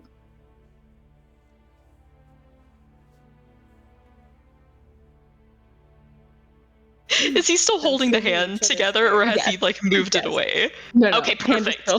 Perfect. Like she looks down at the thumbs. Okay, now we wait exactly an indeterminate amount of time. It's just whenever it feels good, like you can't really put a number on these sort of things. But like we have to let like the blood like mix and stuff. Like I have to get like just a little bit like of you and me and you, and then it's like enough to like bind us together forever. Like someone can look at me and they can be like, oh my gosh, that's Telly's BFF, and then someone can look at you and be like, oh my gosh, that's Whimsy's BFF. I see. Okay. So do we just wait until it feels good then? Hmm. Okay. What exactly will it feel good be like that? Normally there's like a sign. There's like a sign that'll happen. There's like something that'll like, Like you know. a warm, fuzzy feeling? Yeah, well, I'm already feeling that. Normally it's a little something like a little more physical and stuff. Um, it kind of like She had Slimy out. I imagine she kind of put him on the bed. She's going to like. Slimy's trained. She's gonna kind of just barely look over at him and like flick her tail in a certain manner to get him to like make a sound.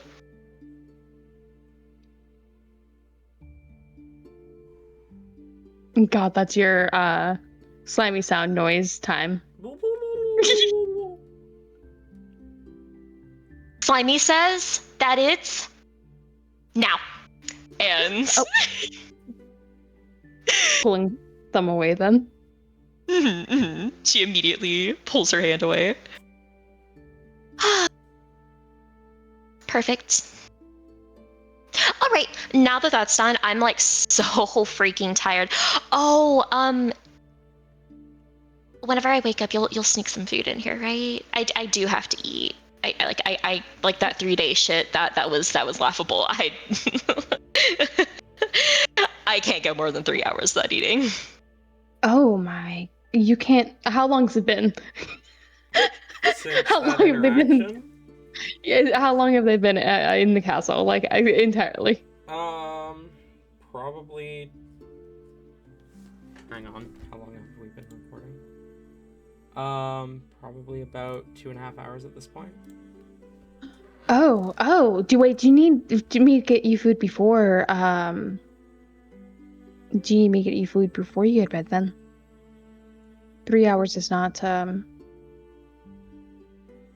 We're able to eat enough while.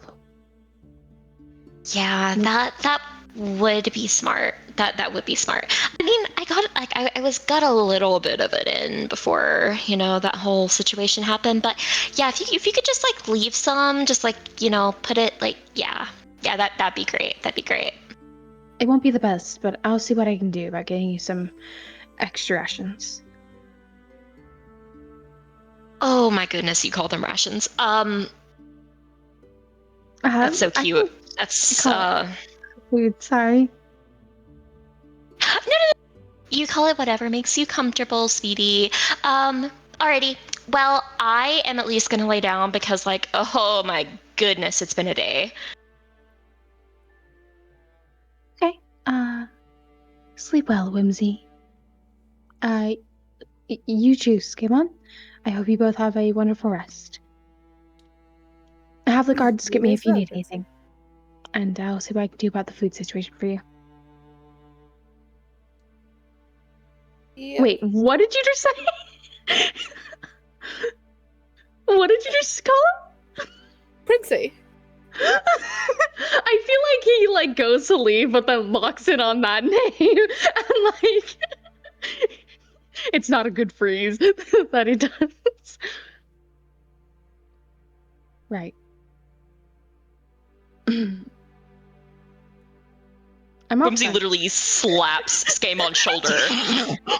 Skamon! Don't call him that. That's obviously triggering. Can my mic work, please? Thank you. He's a prince. What am I supposed to do? No, Hey. it's not a trigger or anything. That would be absolutely no. It's just I don't think I've ever had someone in mutual standing say that. We were in mutual standing, right, Skimon? Yeah, for the moment. Well, I hope. But stop sounding so freaking threatening. What the heck? It's okay, Whimsy. You two are clearly close, and I hope that perhaps during our time together, we can also learn to become BFFs, Skimon. An allyship between us would be beneficial, I feel. Maybe.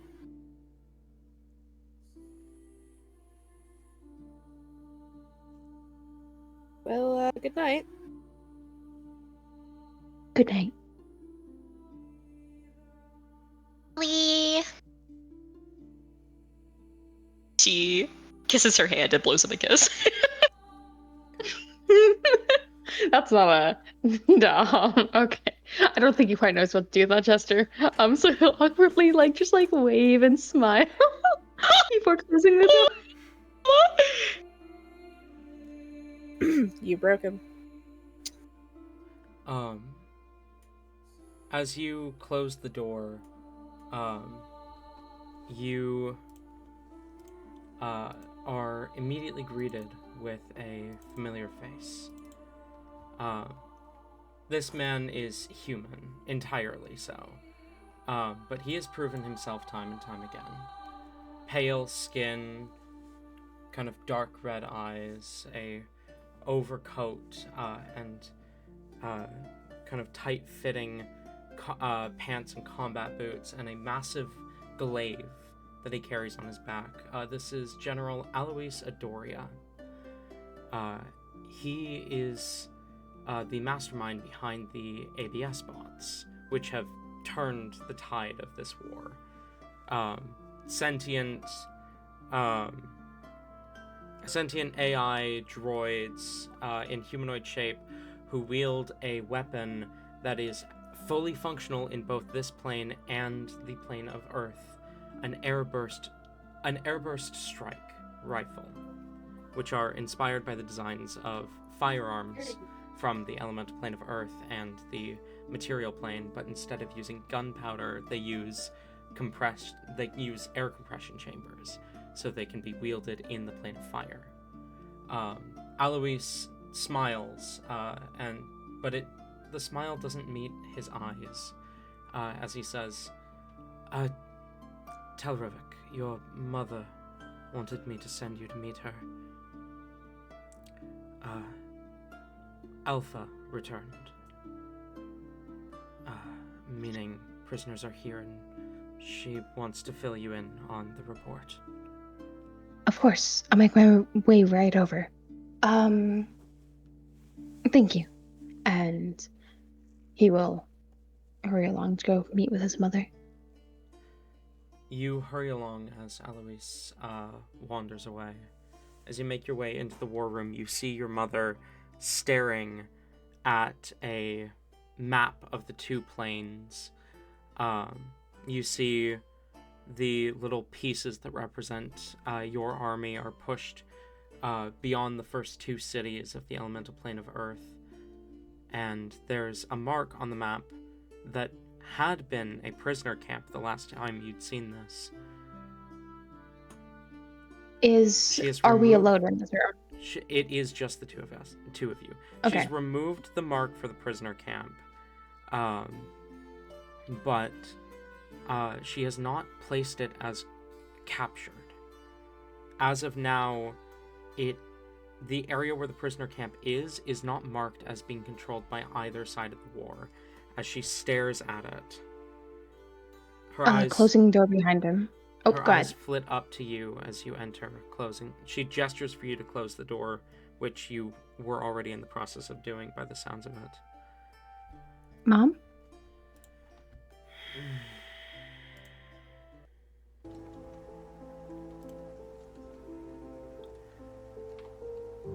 Your father was on a mission with Alpha to rescue prisoners. Yes? Alpha has informed me that the last time he saw your father, he was still alive. However,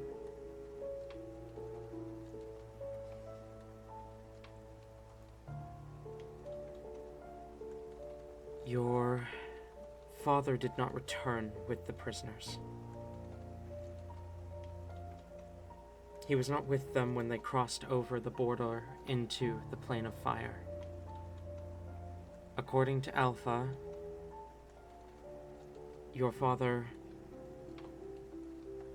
was left behind in the magma fields.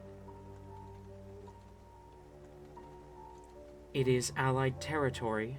She points to where the mark rests on the battlefield. The magma fields serve as the border between the two planes. But Alpha said he was in a really bad state. But he's still alive. We have nothing confirming otherwise. We have nothing confirming otherwise, but Alpha said your father needed immediate medical attention and there were no medics.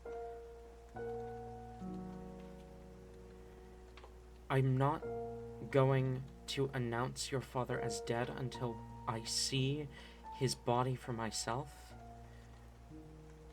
but I want you to be prepared for that possibility. Have you sent someone after it?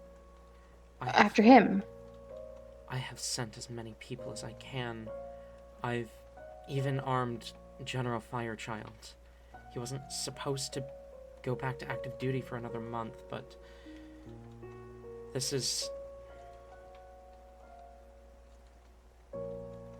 shouldn't be a dangerous mission. It's just a rescue from Allied territory. In and out, super quick. Even with his injury, still getting used to his prosthetic, General Firechild should be fine. As should the others I've sent. It's not just him. I've sent a full team, but I need you to be prepared for the chance they return with the news that your father has died.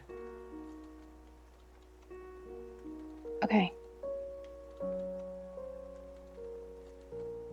Okay. Whatever happens, we'll handle it. She shakes her head. No, I don't think you realize what that means. If your father is dead, I don't need you to be emotionally prepared for that. I know what you mean.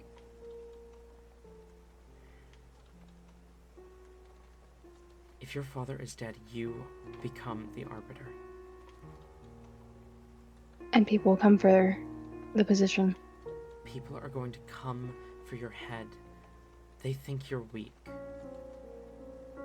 We need to prove otherwise. We need to do something about that then.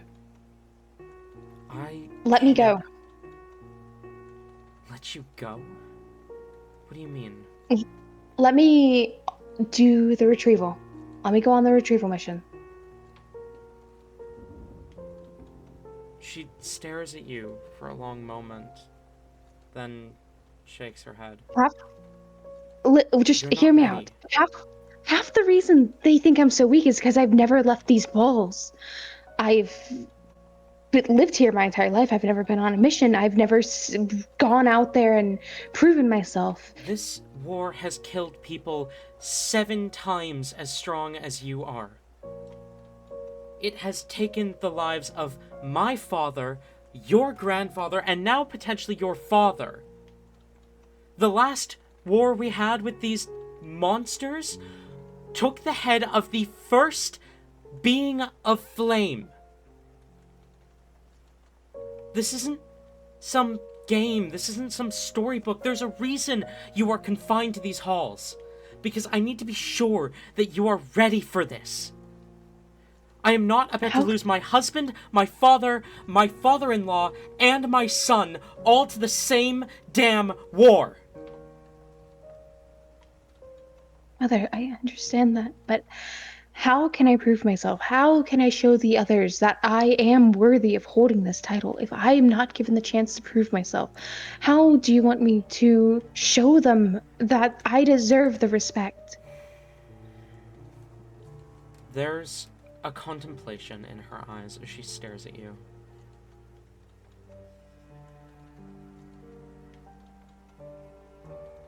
roll a persuasion check.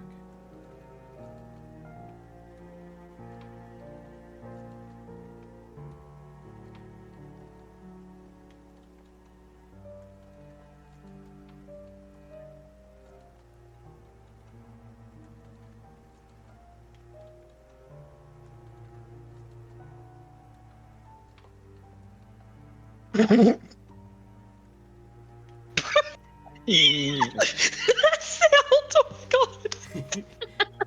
You good? That's not a good one. That's not a good one.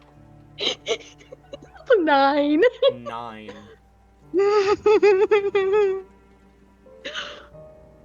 You're not ready.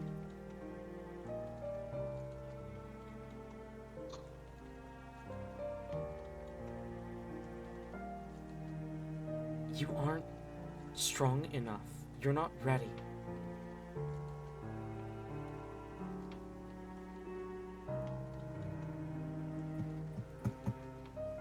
What of our uninvited guests? What's your plan to do with them?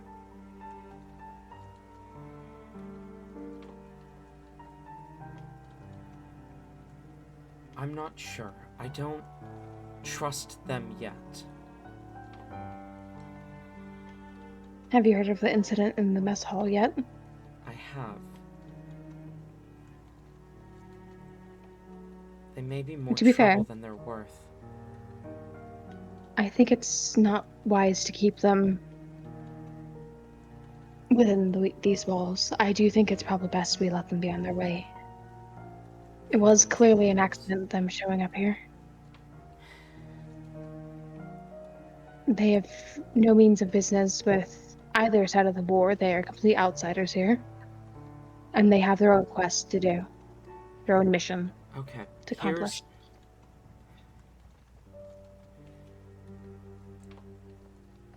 Here's what we're going to do. You want to prove yourself. You want to show everyone in this plane that you deserve the respect that you deserve, right? Yes. Tomorrow, you are going to leave with them and escort them as far as the City of Stones, no further. Alright, already thinking about this. How far is the City of Stones compared to where his father rests? So, the magma fields are the border between the plains. Originally, the city known as the Tungsten Shield was the city connecting the civilized parts of the Plane of Fire to the magma fields. However, the Tungsten Shield was destroyed completely by the Elemental Plane of Fire in the early days of the war. There was another city that served as a checkpoint between the Tungsten Shield and the rest of the civilization called the Stone Guard, which was also destroyed. The City of Stones is essentially the closest city to the magma fields that still stands.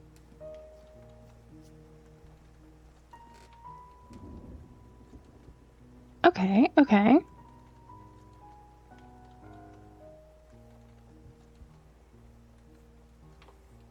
No farther than the City of Stones. I understand.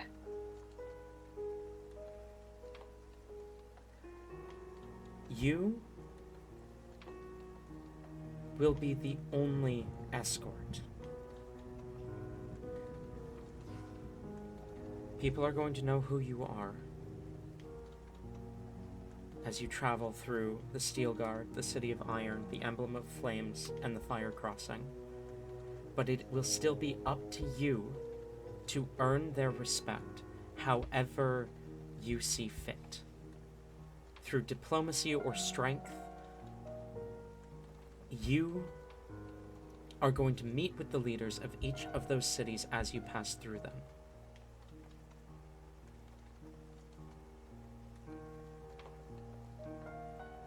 Sway them to our side, if the worst comes to pass.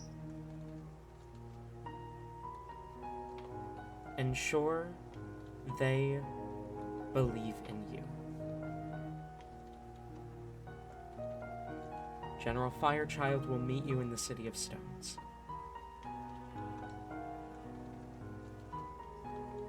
Very well.